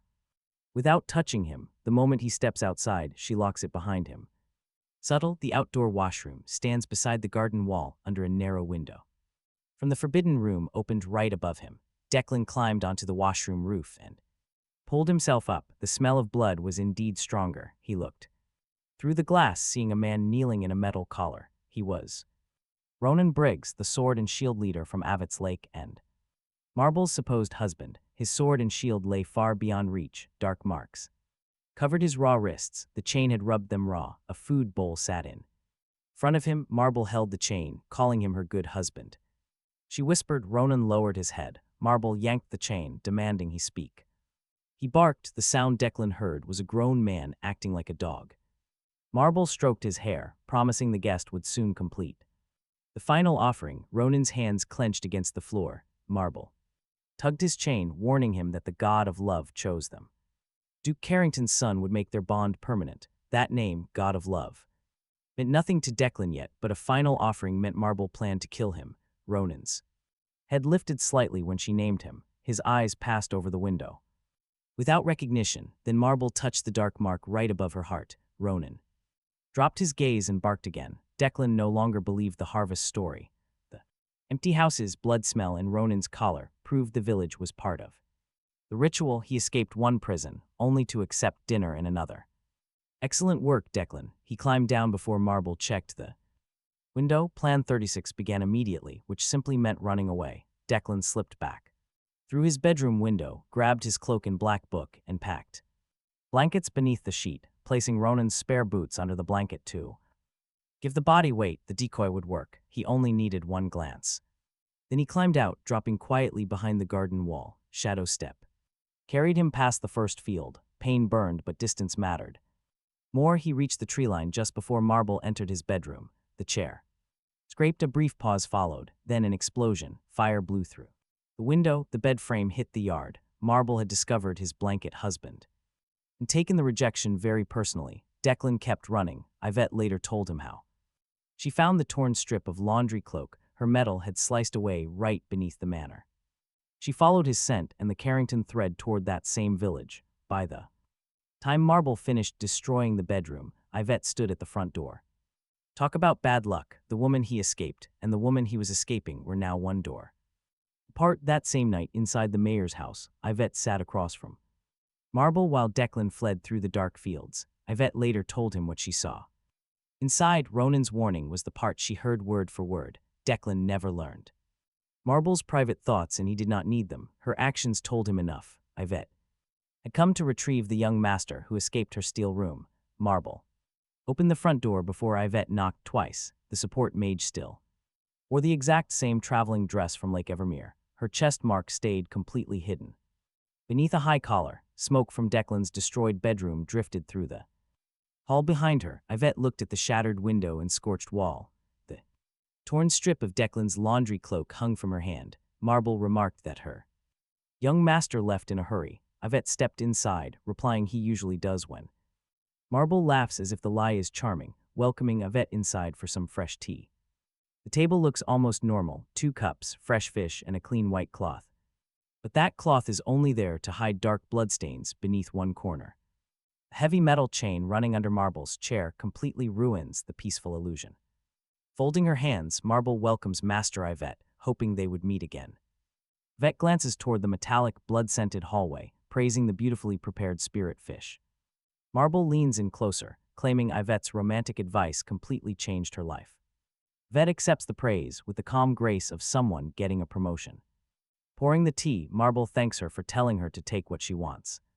Vet replies that she only told her to be honest about her desires. Suddenly, a heavy chain scrapes the floor as Ronan Briggs crawls into view. He still wears the heavy metal collar from that forbidden back room. With deep bruises ringed around his wrists, the chain runs directly to Marble's hand. Stroking his hair, Marble boasts that her husband is now wonderfully obedient. Ronan's eyes desperately dart toward the front door, but his body refuses to move. The dark binding mark has him completely trapped inside his own stiff muscles. Vet inspects the bowl beside him, letting a liquid metal thread tap the chain. Marble quickly pulls the chain away, calling the man her private property. Yet Declan still escapes. Marble tugs the chain, ordering Ronan to greet her teacher. His jaw tightens as the black and red mark beneath her dress pulses. Ronan barks. Yvette tilts her head, wondering if the man actually enjoys this. Marble smiles, claiming he resisted at first, but now finally understands her. Mistaking this for roleplay, Yvette gives a formal nod of congratulations. Their marriage is official now, but the cute pet joke has turned incredibly dark. With that joke retired, Yvette sips tea, noting Declan hates being restrained. Marble laughs, claiming men always complain before accepting true happiness. Vet looks at Ronan's raw, bloody wrists, asking if he complains often. Marble replies it gets less every day as Ronan's shoulders tighten in shame. This tense conversation should end right here, but Yvette has other business. Declan has escaped Carrington Manor, and Yvette believes his trail ends here. Marble's fingers freeze in Ronan's hair as she learns Declan was here. Marble claims he left 2 hours ago, terrified, despite her offering shelter. Vet places a torn, muddy strip of Declan's laundry cloak onto the table. The cloth holds enough of his scent to cast a powerful tracking spell. Confirming he slept here, Yvette watches Marble glance toward the ruined back bedroom. Vet sets her cup down, demanding to know which direction he went. Marble stands up, demanding the cloth to cast her own tracking spell. Yvette's eyes drop to Marble's chest, prompting the woman to quickly cover herself. Calling it a blessing, Marble snatches the cloak strip and walks away. Marble demands privacy for her spell, telling Yvette to keep her husband company. Leaving Ronan chained by the table, she shuts the door as dark magic pulses. An eerie black and red light creeps out as the house falls dead silent. Vet takes this chance to inspect the charred ruins of the master bedroom. Declan's decoy body still lies motionless under a pile of torn blankets. But when Yvette lifts the cover, only Ronan's old spare boot is left. That decoy had bought them only a brief moment. Yvette looks from the empty blankets to the bent steel key on her waist, and then straight to Ronan's heavy chain. She asks him a question no sane person should ever have to ask. Did Declan leave because I locked him away? Ronan just stares blankly at the floor. I fed him, protected him, and gave him everything. Ronan slowly looks up. Vet whispers that she only wanted him safe. Meanwhile, the chain on the chair trembles. Ronan tries to stand up, but his collar violently drags him back down. Right then, an ominous dark light flashes from beneath the back room door. The tracking spell pulls hard at the mark controlling Ronan. A dark crimson thread stretches thin between his collar and the stone wall. Run, he gasps out. Yvette spins around as Ronan struggles to lift his head. His eyes clear up for just a single second. Open the last room, he rasps. Go run, the glowing thread snapped tight again, slamming Ronan to the floor. The mark forces his mouth open. He barks like a beast, choking on the sound. Vet instantly shoots a pick of liquid metal directly into his collar lock. But as it touches the lock, the chest mark in the back room flares. Ronan arches in agony. She pulls the metal back before it burns him alive. The lock is linked to Marable's mark. Any tampering triggers the burning control. Vet stands up, whispering his name as she takes a step closer. What did Marable do? He can't even speak. The tracking light only grows brighter. The collar drags his chin down to the boards. Yvette glares at the final door. Ignoring any hesitation, she chooses to heed his frantic warning and moves. Reaching the end of the hall, liquid metal slips down her sleeve toward the keyhole. The heavy mechanism resists. Yvette clenches her fist, ripping the lock right out. The splintered wood gives way as she throws the door open. The harvest story, a lie. There are no fishing nets or stored tools here, just rows of empty baskets. They are stacked against the wall, filled with clean rope and unused jars. These people had packed up for a workday, but none ever made it to the water. Instead, rows of dead bodies lie covered under stained cloths. Dark channels carve through the floor, all connecting under Maribel's cruel sigil. Beautiful wedding ribbons hang from the rafters, each dangling directly over a corpse. Maribel had decorated this horrific massacre to look exactly like a twisted ceremony. A woman in an apron lies near the entrance. Yvette told me it reminded her of Josie. She remembers joking about making Josie disappear. It doesn't feel funny now. Her hand tightens around the bent key at her waist, then she spots Fiona. The fire mage's scorched sleeve is still caked in dried lake mud. She survived the monsters with Ronan, but she couldn't survive Maribel. Ronan's heavy sword and battered shield rest on a shelf right above her. A bright red healing potion is still strapped inside the shield. Maribel kept him far from his gear, leaving the potion completely useless. Vet steps carefully between the corpses. A heavy harvest bell hangs nearby. She strikes it once with her metal. Only dead silence answers her call. The entire village is already inside this room. Her liquid metal flows back. It forms a deadly, razor-thin blade around her wrist. Then a voice calls out. "You weren't supposed to see that yet." Yvette spins around to face Maribel. Vet stood right behind her with the torn cloak, the mark above Maribel's heart. Shone brightly through the fabric. Behind her, Ronan's heavy chain slithered like a tail. Yvette asked a cold question. Did her god order these deaths? Maribel simply stared into the room. She answered without a trace of shame, raising her chin to claim her god. It granted her power, and she chose the sacrifices. She kept staring at Ronan as Yvette pointed at the covered rows of villagers. Maribel merely glanced at them, saying they only tried to stop their wedding. Maribel smiled as if that made it okay. Declan was going to complete them, she continued. His high status would have made the perfect sacrifice. Suddenly, Yvette's liquid metal blade extended as Maribel spread her arms. Dark, crimson thread slid from her sleeves to seal off the doorway. Maribel cooed that Yvette's love was stronger, asking her to offer herself instead so her god would bless them. Yvette glared as Maribel stepped closer, bubbling with excitement. "We are the same. You imprisoned Declan just like I locked Ronan away. You took his choices because you knew best." Yvette stood stone-faced, completely still as Maribel kept digging. "You threatened every woman near him while I simply eliminated the ones near mine. You taught me that true love always overpowers refusal." The threads around the door tightened as Maribel pointed at Fiona. She touched him and the village defended her. They chose their doom. Yvette's blade thinned into a wire, practically vanishing in the room's eerie red glow. Maribel shot a dark red thread toward her wrist, but Yvette sliced it instantly. Before it touched skin, 3 more shot up, but her liquid metal pinned them to the wall. Maribel simply smiled, trying to negotiate, but Yvette looked at Fiona, then at the villagers, admitting that she had indeed imprisoned Declan. She drugged and forced him, making those choices herself. At this, Maribel's twisted smile returned, assuming they agreed, but Yvette calmly finished her sentence. "You slaughtered an entire village and called it devotion." Suddenly, Maribel's smile vanished with a flash. Yvette's metal wire cleanly slashes her throat. Talk about instant karma. She dropped the cloak strip, her body collapsing before Ronan's chains even hit the ground. The glowing mark flickered, and Ronan's collar finally went loose. The dark thread sealing the door collapsed. Ronan weakly dragged himself forward into the hall. The bloody ritual channels went dark, but then Maribel's hand twitched. Pressing her palm against her bleeding throat, she glared up at Yvette, whispering that she told her to take everything. She choked out that love mattered more than fear. Yvette did not look away, replying that while she gave those words, Maribel chose the slaughter. Maribel laughed through the blood, watching as Yvette's liquid metal hovered above her heart. Yvette promised to bury her after finding Declan. Maribel's eyes widened with eerie delight. Suddenly, a strange voice filled the entire house. Words of love echoed from the walls, floors, and every dark channel in the corpse room. The mark on Maribel's chest split wide with blinding light. Then, the pooled blood surged from the channels right beneath the dead villagers, rushing toward Maribel's body. The floor buckled as nearby furniture flipped over. Ronan's chains snapped violently against the wall, but Yvette immediately drove her metal blade through Maribel's chest, her body dissolving instantly. But killing her host unleashed everything stored in the village. This looks bad. Thick ropes of blood climbed the walls, and the covered bodies collapsed. All power drains away, and the house groans under an impossible, crushing weight. Maribel's lifeless face appears across the ceiling, stretched wide within the flowing blood. The blood shifts, her mouth opening to scream that nobody takes love from her. Ivet slashes upward, but the face instantly reforms on the opposite wall.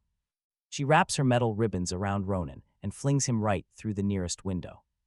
Her metal ribbon snatches his sword, shield, and a red potion from the shelf.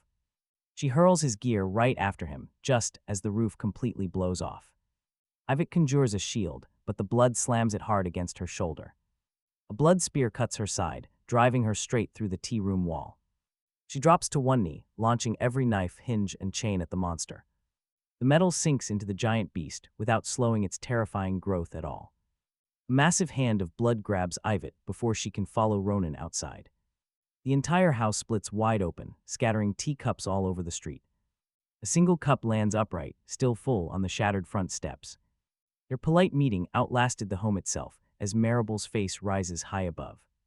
Her face forms inside a giant body, 10 times larger than before. The beheading killed her mortal form, but gave this god an even greater vessel. Just minutes after the explosion, Dean is still desperately running down the road. The night sky behind him glows a deep, ominous red as he glances back. A massive hand rises above the rooftops and flings Ivet through the air. She crashes sideways into the road, slamming directly into Dean and flattening them both. The woman he was trying to escape has literally dropped from the sky. Her dress is shredded, her side covered in blood, but her metal ribbon still twitches. Dean pushes himself up, calling her name as her heavy eyes slowly open. She weakly tells him to run, but Maribel's voice already echoes through the ruins. Calling out to Dean, the giant face smiles as it rises over the rooftops. The towering beast continues to draw fresh blood from the shattered homes around them. Maribel tells him to come home, but Dean eyes the bloody hand approaching. Dean jokes that her new home has a pretty serious plumbing problem. Maribel's smile breaks, and a blood spear instantly streaks across the field. Ivet's liquid metal wraps around Dean, launching him clear of the deadly strike. The spear pierces Ivet's leg instead, shattering the ground beneath her. Her bones snap, and her metal brace shatters before it can even form. Ivet swallows her scream as Maribel accuses her of stealing her beloved. Lying in the crater, Ivet forms 3 blades, shouting that Dean chose to leave. Her first blade slices Maribel's wrist, while the second splits the incoming spear. The final blade forces the giant face back, but her broken leg suddenly shifts. Her weapons waver and the split spear keeps flying. Dean quickly uses Shadow Step. He drags Ivet behind a stone wall, intense pain ripping through his body. His old chest wound splits open under the weight, just as the wall explodes. Maribel steps beyond the village, her massive new body towering over the houses. Thick streams of blood and dark threads weave her monstrous new form. The mark on her chest burns like an open wound as Ivet struggles. Her shattered leg gives out, and she commands Dean to leave her behind. Dean looks down at the woman who drugged, imprisoned, and ultimately saved him. He could run alone, but his hands move first, pulling her arm. Over his shoulder, Ivet struggles, warning him that the beast is after him. Grabbing his sleeve, she tells him not to joke, so he demands she help. Another spear tears through the shattered wall, and he instantly scoops Ivet up. Her body goes completely rigid. Put me down. No, he tightens his grip. Meeting her eyes, he mentions her family, and Ivet stops fighting. Her eyes widen at the word family, and Declan tightens his hold. Family does not own me, he tells her. I came back for you. A blood hand sweeps across the road, and he activates Shadow Step.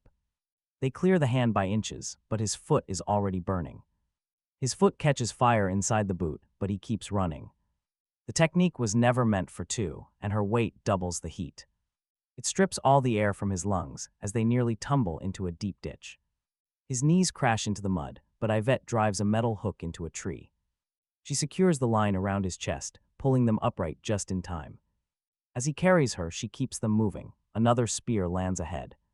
It bursts into tiny needles, but Ivet deploys a metal fan behind them.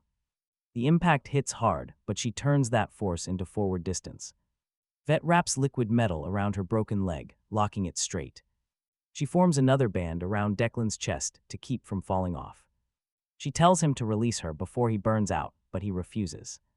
He says she lost that right as a blood hand uproots trees. Vet looks over his shoulder, shouting left, and he trusts her completely. They teleport left just as another deadly spear buries itself where they stood. Monster crosses the fields faster than something that massive has any right. Black-red hands sprout from its shadow, crawling across the ground ahead. One hand reaches for Yvette, another for Declan, while a third blocks them. Marable has stopped chasing like a human, transforming the entire field. His legs shake, smoke rising from his boots, while his book beats wildly. It opens and closes on its own as a bloody finger approaches. It crosses the flooded ditch, but the running water instantly shreds it. Declan points toward the trees, shouting for the river as she looks ahead. She warns him the current is too high, but he is determined. Keeping his eyes on the water, he says he prefers the river. At the bank, the ground disappears, and Declan leaps with her. The blood hand reaches the bank, plunging into the water after them. The fierce current slams his back, ripping Yvette completely from his grip. Her metal band snaps around his forearm just before they are separated. They hit the riverbed, rolling and disappearing beneath the brown water. Its fingers dissolve, red strands peeling away and vanishing downstream. A second hand reaches farther, then loses its wrist to the current. Marable screams from the bank, furiously demanding that they give Yvette back. Even as a giant blood monster, she still treats people like property. Simple river water had just stopped her massive pursuit, beautiful. But then Yvette stops holding her breath, her metal band loosening. Bubbles escape her mouth as the massive impact and heavy blood loss drain her very last breath. Left with nothing, he holds her face and presses his mouth to hers. She weakly responds. Realizing his intent, he shares his air, kicking hard toward the surface, her eyes flutter open against the current. She grips his collar and pulls herself closer for another desperate breath before pointing downstream. The fierce current sweeps them. Beneath a fallen tree, his burned legs barely responding, Yvette's metal hooks the trunk, pulling them around as a broken hand of blood reaches out from beneath the surface. The rushing water dissolves the fingers into black threads before they can touch his heel. Surfacing downstream, he drags her onto the muddy bank and collapses beside her. Yvette coughs river water all over his shirt, looking up at his lips to whisper that he kissed her willingly.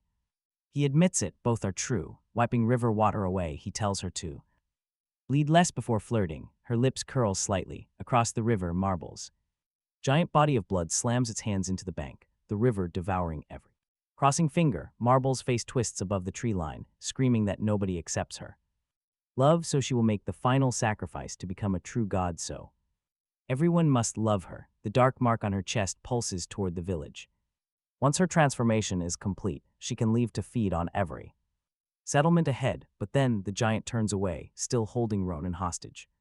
Seriously, another god with relationship issues. Once the river sweeps them clear, he finds a shallow cave, dragging Yvette safely inside with dawn still hours away. The cold, eerie glow of the black book lets him see her shattered lower leg. Liquid metal holds the bone straight, but the metal brace shakes whenever his concentration slips. He quickly tears his laundry cloak into strips, binding the brace firmly against her thigh. As he works, Yvette shares 3 cold facts. Fiona is dead, the village gone. Marble chose the slaughter herself. Ronan had warned her about the last room, and her hands only shake when mentioning the apron that reminded her of Josie. Yvette watches him, whispering that he should have left her. He reminds her she has said that 3 times. His hands tighten the bandage as she admits to drugging and forcing him. He ties the final knot, looking up to confirm it all. Yvette looks down, admitting she told Marble to overpower any refusal, her own words, and because of that, Fiona died alongside the village. Absolute silence. He sits back on his heels. Your advice helped Marble justify it, but those murders were still Marble's choice. Yvette's fingers close over the torn cloak. Her choices hurt him deeply. She looks toward the river entrance, asking why he saved her. He answers simply because she saved him first. She is family, and he decides what that means now. Yvette looks back at him, but he cuts her off before she mistakes rescue for forgiveness. The drugs, the prison, and the force were wrong. Saving him does not erase that. Yvette nods. If she wants a place beside him, she must ask and accept his answer. She can never lock him away again, and her small voice promises she won't. He reminds her she promised that before. She asks him to judge her by her actions. She keeps both hands open and stays back, the first actually useful part of her apology. Yvette lifts her face, asking if she can kiss him, and he just stares. As she waits, he grants her just one kiss. Yvette kisses him softly, pulling back when her hands stayed open, leaving the cave entrance completely clear. She stopped When he did, then she tried to stand and collapsed against his chest. The romantic moment lasted 4 seconds. Blood loss remained undefeated, so he lowered her beside the cave wall and shoved the black book under her ruined leg. It snapped shut on his fingers, helpful as always, opening up to a red page. One line appeared beneath the drawing of Marble's mark, a final offering, a bond. Returned in full, Yvette read it alongside him. Ronan used his last breath to name Fiona, the village, and the last room. He tried to save people while Marble still controlled his body. The rule of the book was plain, the final sacrifice had to love Marble back. Her obsession with him was one way, Yvette. And Marble shared no bond. Yvette reminded him what Marble had admitted at Lake Evermere. Ronan had grown up beside her, and he promised they would never leave each other. When he mentioned Ronan, Yvette's face hardened. He was the final sacrifice. The chest mark on the page pulsed. Marble had already turned back toward him. Yvette pushed herself upright against the wall, determined to stop her. He looked at her shaking brace. She could barely stand. This began with his advice, and it continued with her choices. Yvette formed a metal brace around her leg and reached for the cave wall. He caught her wrist, saying she could not protect him by deciding for him. Fear crossed her face, real fear for him this time. She will kill you, Yvette warned. She tried, but the river embarrassed her. Yvette gripped his sleeve. Marble had saved her from the bandits before trying to sacrifice her. Ronan was still alive. More people would die if Marble left that village. Yvette looked toward the red sky beyond the cave. He tightened the final knot in the torn cloak. They would go together, he told her. Before dawn, he reshaped the metal round her leg into a walking brace, taking her weight on his shoulder. Following the red glow led them toward the village, and the man still trapped inside. Their resources were one wounded mage, one burned movement spell, and one rude book. They expected an ugly fight. Together, they left the river and headed back toward the village. Ronan was still alive. Marble needed his love to finish becoming a god. This time, turning back was his choice. Before dawn, Yvette and he left the river cave to return to the village. A gold coin slid from beside her broken boot, stopping against a hooked mark cut into the cave wall. He had seen the same hooked brand on the bandit leader's belt buckle before. Marble cooked him. Fresh knife cuts on the cave wall formed that symbol. Again, this was the regional gang's hideout. For once, the bandits had left him something useful. He pressed the marked stone, but nothing moved. Yvette slid liquid metal into the knife cuts and pulled sideways. A narrow panel shifted inward. Gold filled one chest, while weapons filled the rack beside it. Discarded boots, burned masks, and 3 matching belt buckles confirmed who owned both. The cash was ugly, stolen, and exactly what they needed. He took one straight sword and tested the balance. The blade carried several chips, but the point stayed true. Yvette limped over, calling his stance poor. He said he learned from a book that had killed him 185 times. She replied it should have tried harder. Their bond was healing beautifully. Yvette melted swords, buckles, and armor plates into liquid metal. The metal wrapped her. Her leg was shattered from hip to ankle, locked tight inside a rigid brace.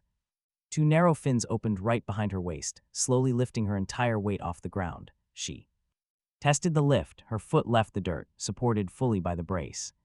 But her face drained white from the strain. Yvette added a ring round her waist, feeding 3 long weapon ribbons directly through it. This strange harness gave her movement, turning every stolen blade into ammunition. It also made every drop of blood beneath that brace instantly visible. Declan tied the sword at his side and offered her the gold chest. Yvette looked at him, asking why pay for a gatekeeper's hand.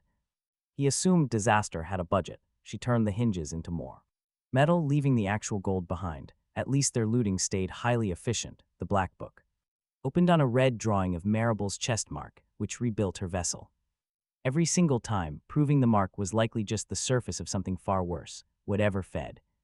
It sat much deeper, and he still had no idea where. One pattern kept repeating.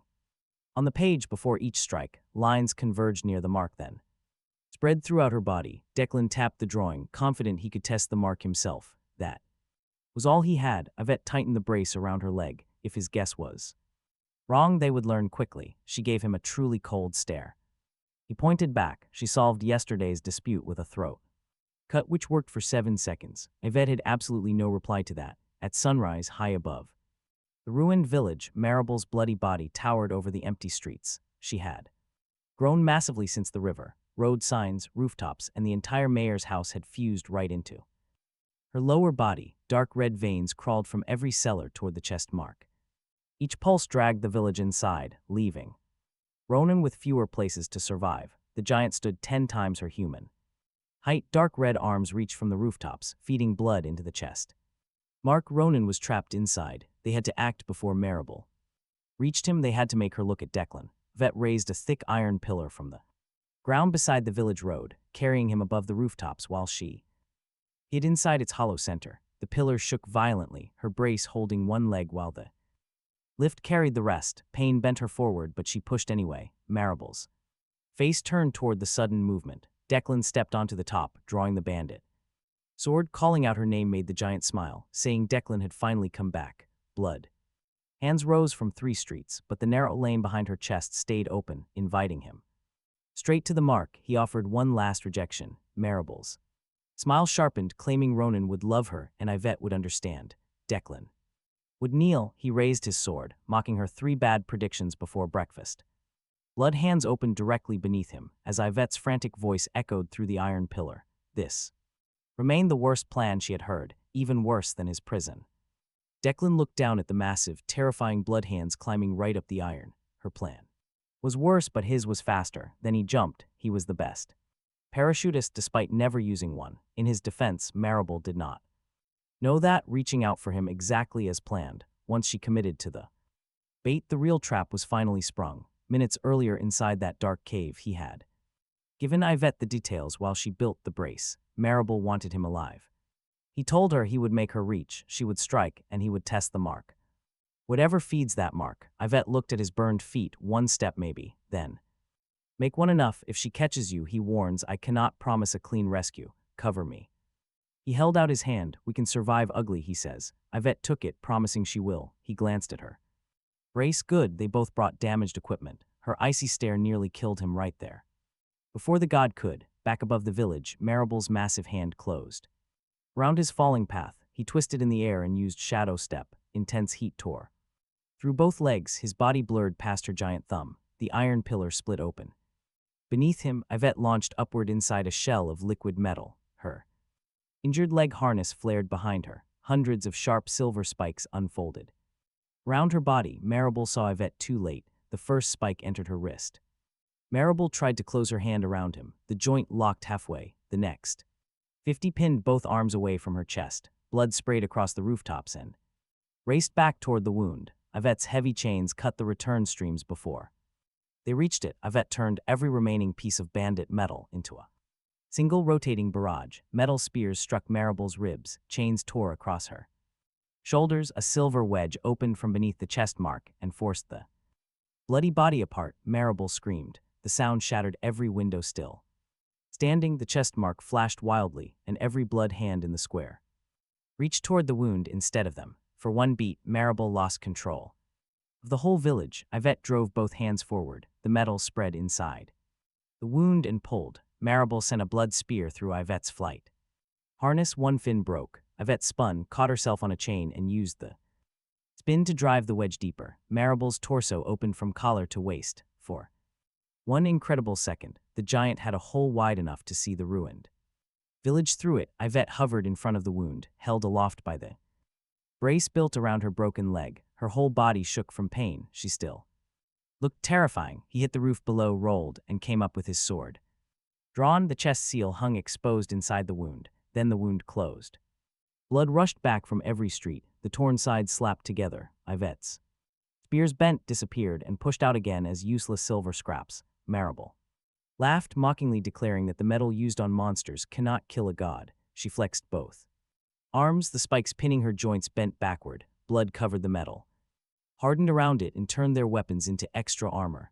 Yvette cut the chains and dropped before Marable could drag her into the chest. Her chest rebuilt around the glowing mark. Yvette dropped toward the roof. Her flight brace caught her at the last second. Marable looked down at her, saying, Master, you taught me to make love stronger than fear. Blood armor hardened over the wound. Now fear me. Marable smiled again. The barrage had hurt her and taught her exactly how they attacked. He used shadow step toward the visible seal. Before the armor finished closing, 1 step, 1 sword, 1 chance to test the target. His blade struck the chest mark. His steel stopped. Its edge skidded Crossed the black-red surface and broke near the guard. The mark pulsed once. Unharmed, he had hit only the seal. Whatever anchored it sat somewhere he could not reach from the surface. Marable's face moved beside him. She had predicted the step. The exposed seal had drawn him exactly where she wanted. You always move behind the blade, she whispered, as a blood fist smashed his ribs. Vet fired a metal line toward his waist, but Marable caught it between two fingers and snapped it. The devastating punch launched Declan right across the village. He smashed through the outer wall of a ruined building, the brutal impact breaking his sword. Then the wall knocked the air from his lungs, burying him beneath rock. He tried to move, but his body refused. Outside, Yvette screamed his name. She drove her broken flight brace toward the rubble as Marable's bloody chains wrapped around her arms, waist, and metal brace. Yvette slashed the first chain, but four more replaced it, her injured leg buckling inside the harness. She still dragged herself one body length closer to him before the chains hoisted her off the roof. She launched every remaining blade toward the rubble. Covering Declan, Marable caught the blades in one hand and crushed them easily. Declan rejected your love, Marable told her, demanding she let him die. Yvette pulled until the chains cut her sleeves. A dark sphere of crimson light formed over Marable's palm, fed by nearby blood hands until the very dawn grew dim. She aimed the glowing mass at the collapsed building, and Yvette stopped pulling. Her mouth opened in a silent scream as the devastating blast swallowed the rubble. Stone lifted, shattered, and vanished inside the red light, while Marable forced Yvette to watch the destruction. When the light faded, Declan remained motionless. She had once locked him away because she could not bear losing him. Now she believed he was dead. But Ronan, the man Marable had broken, was about to get one clean choice. Marable's entire godhood would balance on his next move, minutes after the blast. Deep beneath the shattered stone, someone grabbed Declan's collar and dragged him toward the fresh air. Ronan Briggs hauled a heavy beam off his chest before Declan could even process who was helping. His first thought was of Yvette. His second was that Yvette had never dragged anyone with such gentle care. Ronan was the conditioned warrior who had warned Yvette about the corpse room. His collar still circled his neck, its dark crimson threads flickering instead of pulling tight. One side of his face was swollen, and both wrists were torn raw. He had crossed half the ruined village, carrying the shield Marable kept from him. When Yvette had beheaded Marable's human form, Ronan's collar had loosened slightly. Her later barrage damaged the mark, but Declan's failed strike only made the binding pulse, yet every direct hit on Marable's mark weakened her absolute control. Ronan had finally earned a free breath, and he used it well, asking if Declan was alive. Declan tasted dust and blood, raspy as he told Ronan to define alive. Ronan retorted that he looked terrible, prompting Declan to cough and suggest avoiding rankings. Ronan almost smiled, two broken men bonding through mutual disrespect. Healthy stuff, but then Yvette screamed from somewhere past the debris. Ronan's face hardened. Above the square, Marable suspended her. Blood chains wrapped around Yvette's arms, waist, and brace. Each cut only brought more from the street. Marable stopped searching the rubble. Yvette kept pulling against her bonds, staring directly at the ruined building. Every struggle opened the cuts on her sleeves. Marable tightened the grip. Whenever Yvette looked back at the wreckage, they truly believed Declan was dead. That fatal assumption was the only cover they had. Ronan crawled. He notices a dented shield. Yvette tossed it outside the mayor's house before the blood vessel claimed her. A red vial remained strapped inside. Ronan tears it free, pressing it into his hand. Healing potion. Drink, Ronan orders. He hesitates, looking from the collar to the vial. Ronan glances toward Yvette's scream, die suspecting or be useful. So he drinks. Instantly, the liquid hits his stomach like absolute liquid fire. Shattered ribs snap back. Desperate air is forced into his lungs. The cut above his eye seals up, but his hands begin to shake. The potion only patched him up enough to keep moving through the pain.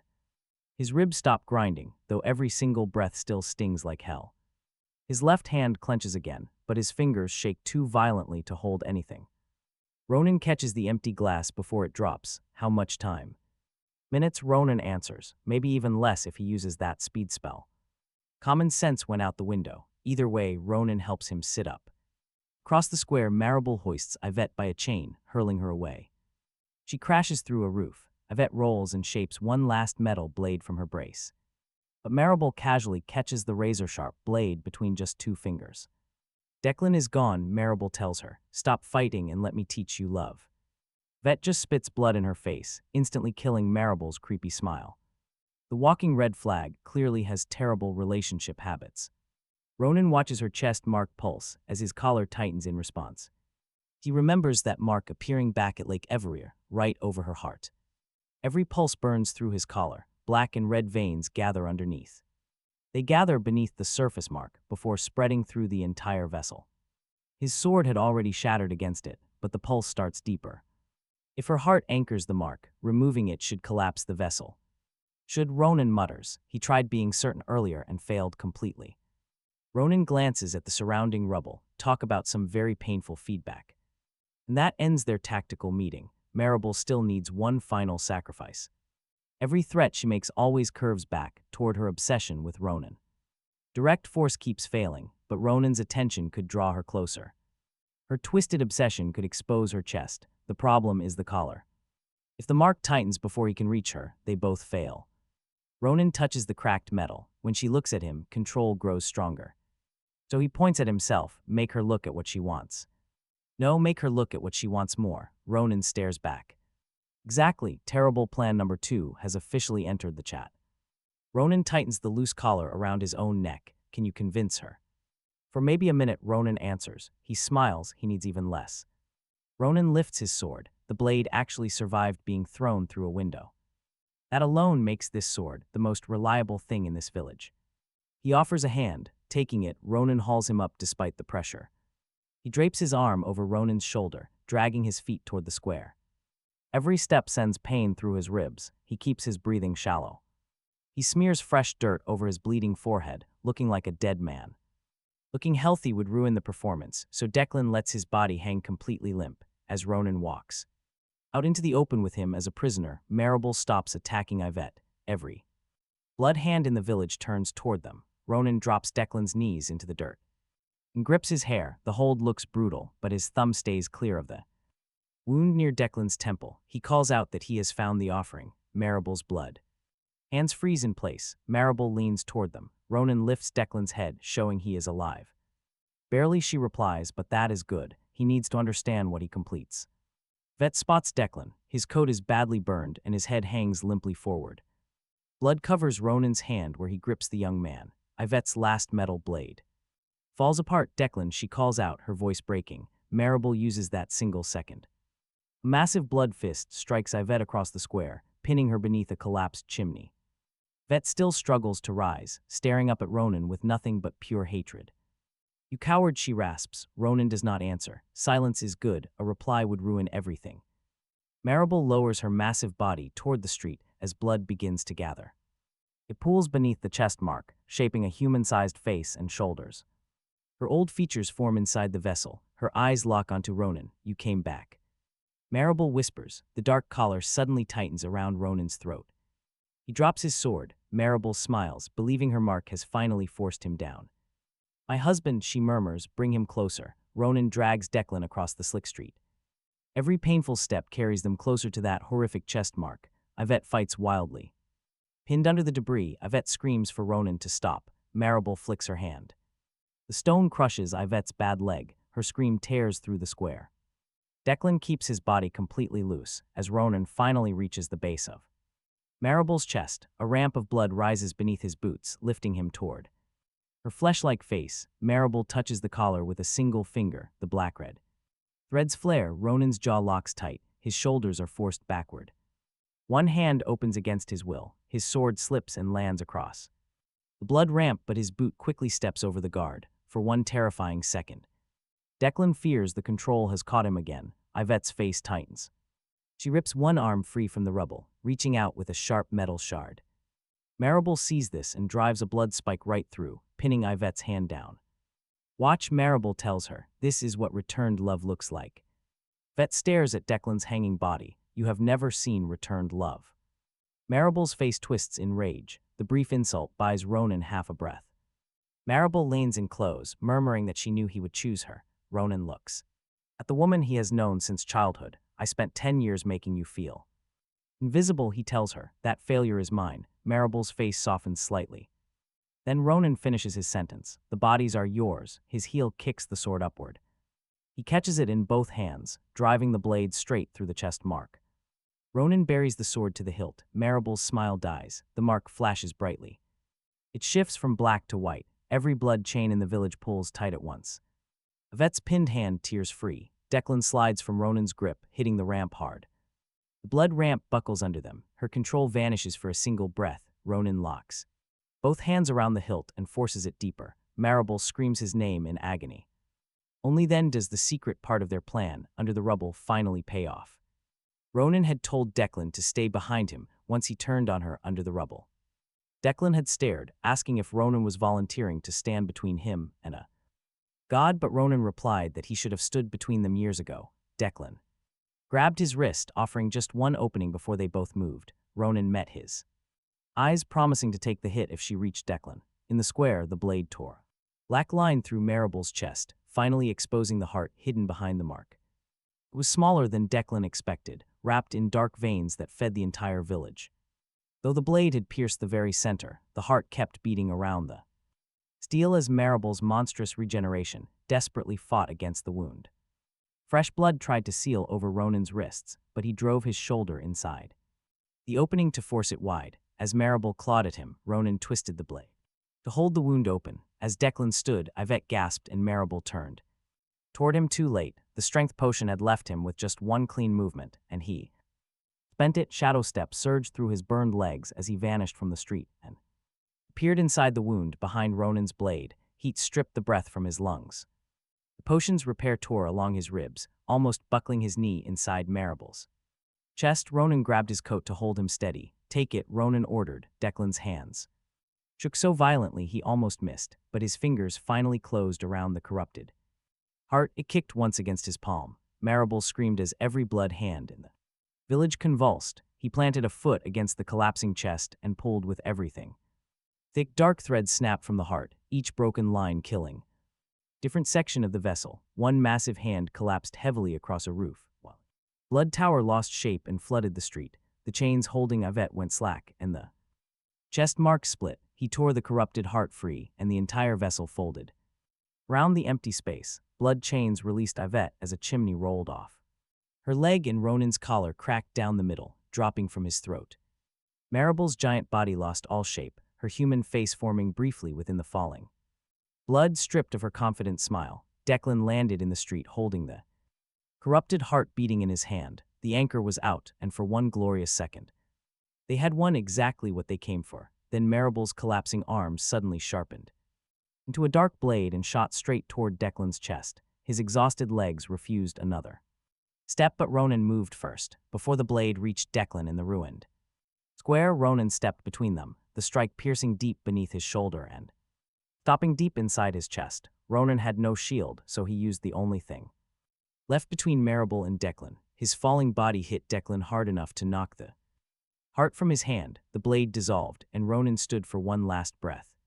Before his knees folded, Declan caught him just before he hit the street. The potion left him enough strength to hold him, but healing the wound was entirely beyond him. He pressed both hands against Ronan's bleeding chest. Staring past Declan, Ronan looked at Maribel's collapsing face, his broken collar lying right beside his hand. Maribel stared in horror at the wound she had made. Her giant attacking arm collapsed into rain around Ronan's feet, her other hand halting its destruction to turn slowly toward him. Her bloody body kept falling apart, but her human face pulled itself together around raw grief. Whispering why, Ronan coughed, forcing his heavy eyes open, whispering his final promise that he would never leave her. Maribel's mouth trembled. Ronan reaches out, his hand stopping halfway. Maribel pulls one trembling hand away. Her hand leaves the collapsing vessel, and for once, the blood looks human. Ronan tells her he did love her, admitting he failed her long before the god did. Her fingertips almost touch his before a dark red hand forms behind her. It tries to drag her back into the vessel. Maribel fights the pull just to keep her eyes on Ronan one last time. She tells him to make his look count. His hand falls as Ronan dies in Declan's arms. The collar beside him remains loose. There is only a second of quiet. Suddenly, the corrupted heart beats on the stone, shaking the entire village. A dark red stream shoots from Ronan's blood straight into the mark on Maribel's chest. The cracked collar on the ground rises, its broken halves begin to spin. They fly toward marble like metal to a magnet, melting directly into the stream. Ronan really loved her, and his sacrifice completes the final bloody offering. Marble screams. Her human face turns toward Ronan, while the monstrous face behind her opens wide. One face begs him to breathe, while the other devours her voice. The terrible sound is a mix of a grieving woman and an ancient deity. Every hidden blood channel beneath the ruins suddenly flares to life. Everything stops, every single stream of blood reverses direction. Crimson streams run backward up the walls, rushing straight toward the center. Roofs, shattered walls, and bodies are dragged directly into Marble's chest. Her empty chest transforms into a swirling vortex of dark energy. Vet breaks free. She tears herself from the rubble and reaches out, seeing Ronan in Declan's arms. Her expression falters, but she keeps moving, screaming at Declan to get out. Declan lifts Ronan's body as the earth splits, and a torrent of blood strikes. The wave rips Ronan away and throws Declan across the street, far out of reach. This ritual's gravity intensifies, dragging the ruined mayor's house across the ground. Heavy iron bells rip free from the chapel, ringing wildly in midair. The spell is swallowing the entire village, just to fulfill a single dark promise. Marble's true face reappears inside the vortex, staring down at Ronan's lifeless body. Her overwhelming grief fuels the blinding light as she whispers that he stayed. The ancient deity speaks through her, sending shockwaves through every dark channel. Dark red hands rise from the core, catching Yvette's waist before she can reach Declan. She cuts it, but another hand grabs her injured leg. She severs that one too, but 6 more hands lock onto her limbs. Fighting back, Yvette drives liquid metal into the street to anchor herself down. The vortex collapses inward, focusing entirely on the space in Marble's chest. A massive explosion of blood erupts, tearing the remaining roofs completely away. Shattered stone floats as Ronan's body disappears beneath the rising tide. The immense pressure snaps Yvette's metal brace, dragging her backward instantly. Crimson hands relentlessly drag her straight toward the swirling core. Marble's actual hand reaches out of the mass, grabbing Yvette's shoulder. Panic fills her face, but she cannot stop the relentless pulling force. What is left of Marble watches in horror as the blood tightens. In desperation, Yvette reshapes her broken brace into hooks, burying them deep. But 3 powerful blood hands rip right through, bending her steel blades. Yvette screams that Declan ran. A bloody hand swings at his head, but he ducks. Beneath it grabs a broken metal hook and cuts another thread from Yvette's shoulder. The thread reforms before hitting the ground, and his first step fails. The potion closed his bones, but his strength is gone. He crawls 2 strides, forcing his legs under him, and leaps into the burning blood current. The heat burns his palms raw, but he keeps reaching until Yvette's fingers catch his. For 1 second they hold. Yvette uses his grip to drag herself forward, her free hand reaching the street to form a thin metal line around his forearm. Then the brutal ritual pulls her body into the black-red core up to her waist. He wraps both hands around her wrist. Yvette orders him to let go, warning it will take him too, but he pulls harder, telling her she cannot decide for him. Her grip tightens as the blood mask climbs his arms. He braces a burned foot against a broken wall and pulls until his vision narrows. Yvette moves an inch toward him, but then Marable's core opens behind her. 100 blood threads wrap around Yvette's body and drag her back violently. His shoulder tears as the metal line around his forearms snaps. Yvette catches the broken end and wraps it around their joined hands. He still refuses to release her as the corrupted heart rolls past his knee. Beating without a body, he grabs it with one hand, crushing every black red vein he can reach. The heart splits right along Ronan's blade wound, spilling dark light. Spills between his fingers. The core ignores him as Marable's vessel dies. The ritual already took what it needed from Ronan, and they killed the vessel's anchor. The completed ritual has grown much larger than the vessel. Yvette's hand begins slipping from his, and every physical option is completely gone. Of course, the Black Book waited until human strength failed. Its timing is vicious. He yells for the Black Book. Instantly, the ancient artifact flies from the street and opens against his chest. The corrupted heart lifts with it as Ronan's broken collar rises from the stones. Both objects hang above the book for one breath, caught inside the same eerie red light. The book offers no promises about either of them. It strikes his chin on the way up, but he barely feels it through the burning blood heat, its red sealed pages whipping in the raging blood wind. he demands power, begging it to save Yvette, Ronan, and Marable if anything human remains inside her. The book gives him no reassuring message. Its help has always arrived after the initial damage, and the silence warns him that this time will be worse. The blood core drags Yvette deeper. He presses his bleeding palm against the open page, urging it to take whatever path it was waiting to use. The red seal flashes, and for one brief instant, the same seal appears where Ronan fell, and inside Marable's collapsing face. The book reaches the ritual through his blood bond and the corrupted heart. Suddenly, black pages wrap around his arm and cross onto Yvette's wrist. The book links there, hands with a strip of ink-dark light, as another page snaps around the corrupted heart. A third page brushes Ronan's broken collar before the blood wind tears it away. The ritual pulls again, dragging them toward the core while the book pulls in the opposite direction, and his shoulder nearly comes apart between them. Then the village vanishes. He lands on his knees inside the black book's changed space. The old white void is gone, and black pages form the ground as red light. Torn warning pages circle them. They all bear the same sealed mark. Yvette's hand has slipped from his. A black imprint of her fingers remained around his wrist, fading with each tremor. Ronan was gone. The ritual still roared somewhere beyond this space, close enough to shake every page. Each tremor carried the pressure of Yvette's grip slipping farther away. The black book floated in front of him. He grabbed it with both hands, demanding where she was. Since that first morning, the book answered serious questions by hitting his head, groin, or face. At the worst moment of his life, it finally discovered language. A voice came from the open pages telling him to look up. Inside the shifted space he did. A crimson eye filled the sky with no visible face or body, rings of fire, each larger in Carrington Manor, spun around one black pupil. Crimson clouds crossed the eye's white surface and burned away before reaching the center. The eye gazed down at him. Every loose page in the space flattened, the red light beneath his feet stopped moving. Even the black book lowered itself. His knees struck the pages. Absolute pressure locked every joint, pinning his arms against his sides. His jaw barely moved. He could only breathe, blink, and regret his entire week.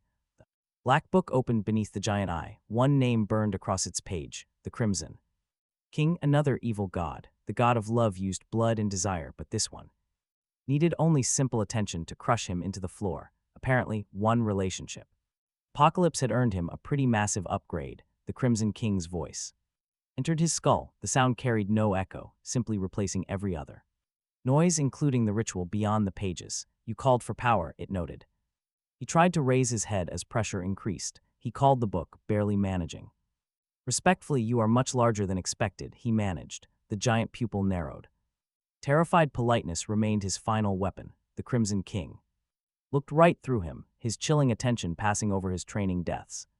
Shadowepit burning the steel room, the river, and Ronan's body, each memory opened for an instant, then shut before he could hide them. You hunger for strength, it told him. The words pressed against every old wound at once. I need enough to pull Yvette out, he said. The Crimson King answered, you need enough to survive touching what holds her. Can you give me that? He asked. The rings of fire slowed. I can change you. Red flame appeared above the black book. Heat curled the nearest pages before the flame vanished. The Crimson King was offering enough power to return him to the fight. He would still have to reach Yvette and survive whatever held her. What do you take? He asked. The eye brightened before it could answer. The black book snapped shut once. The giant pupil turned toward it. Then the book opened and tore out one page. The page carried the same red seal that had marked future warnings and the ritual. Pull, it floated upward with its written side turned away from him. The Crimson King read it. The red seal left the paper, hanging in the air between them. He could see the shape, but not a single word behind it. Every ring of fire stopped. Heat rolled across the pages beneath him. The edges of the floating page curled without burning. The giant pupil tightened with visible irritation. The pressure crushing him vanished for 1 second. The Crimson King's attention shifted entirely to the page, allowing him one full, desperate breath. The Crimson King remarks that it kept that, but the black book offers no explanation. He chooses, the book replies, and the overwhelming pressure focuses back on him once more. That heavy aura returns with a different tone. He was still prey, just more expensive. Would you spend this page on him? The king asks, and the book simply replies yes. He stares at the artifact that has spent this entire time assaulting and confusing him. Now the strange book is negotiating with a god over his own body. At least it is consistent. The red sealed page glows brightly right between them. The black book has officially annoyed a god, using just a single crimson page. Naturally, it still hides the words from him. Then, the Crimson King's voice lowers. I will take nothing from your soul, no price, the king says. Endure the fire and power is yours. The black book offers absolutely no warning, which actually feels much worse than a warning. Free power sounds incredibly suspicious, coming from a giant burning eye inside a hostile book. He forces out the question, asking what happens to his body. The Crimson King answers. Becomes capable, the god replies, but when he asks what happens after, there is only silence. How much fire, he asks. All of it, the god answers. Pain comes with free shipping. He can still feel Yvette's fingers reaching out from beyond this strange book space. Her grip weakens whenever the intense ritual shakes the very pages of the book. The Crimson King's heavy pressure forces his chin down as the red page glows. Yvette had drugged him, locked him up, and forced a choice he actively refused. Yet she also crossed a deadly storm for his dinner and lost her leg saving him. She only returned to the village because he chose to stand and fight beside her. Rescuing her won't make him forgive the imprisonment, but the red page is trembling. Yvette's grip flickers again. This choice is his, and he is going back. He will choose before the god of love does, and yes, she was absolutely terrifying. She also possessed an intense, military-like confidence. Now the Crimson King simply waits. He forces his head up, demanding the power. Suddenly, the black pages slam flat. The massive crimson eye opens wide. Accepted. Fire ignites deep inside his chest. Before he can even brace himself, every single nerve in his body ignites at once. The crushing pressure releases just enough for his entire body to violently convulse. His hands claw into the pages. They burn beneath his palms but stay pinned down. Heat forces his muscles tight, releases them, then locks them again. He screams. Crimson light tears violently through his limbs as his back arches against the pressure. Pages blacken beneath his knees. Each breath pulls more fire into his lungs. The agonizing fire reaches the old wound from the assassin first. The scar splits open with blinding light before sealing shut once again. It spreads to every single place where Shadow Step had burned him. His feet relive 100 training deaths all at once as his bones heat up. His vision turns entirely white. Around him, the black pages tear free and burn. They burn without turning to ash. Meanwhile, the Crimson King watches without blinking. The book stays open beneath him, its pages turning to record pain faster than he can comprehend. Endure, the Crimson King orders, and the command pushes even more fire into him. The floor completely vanishes. Now, he hangs in the crimson light with zero support. Only the king's heavy pressure holds him as he desperately tries to pull away. The book pins his palms down. He grits Yvette's name through his teeth. The ritual answers from beyond, and he feels her desperate grip starting to fade. Flickered against his again, the pain climbed higher, her slipping hand. Flashed through his mind, Ronan stepping into the blade followed. He stayed. The fire reached his.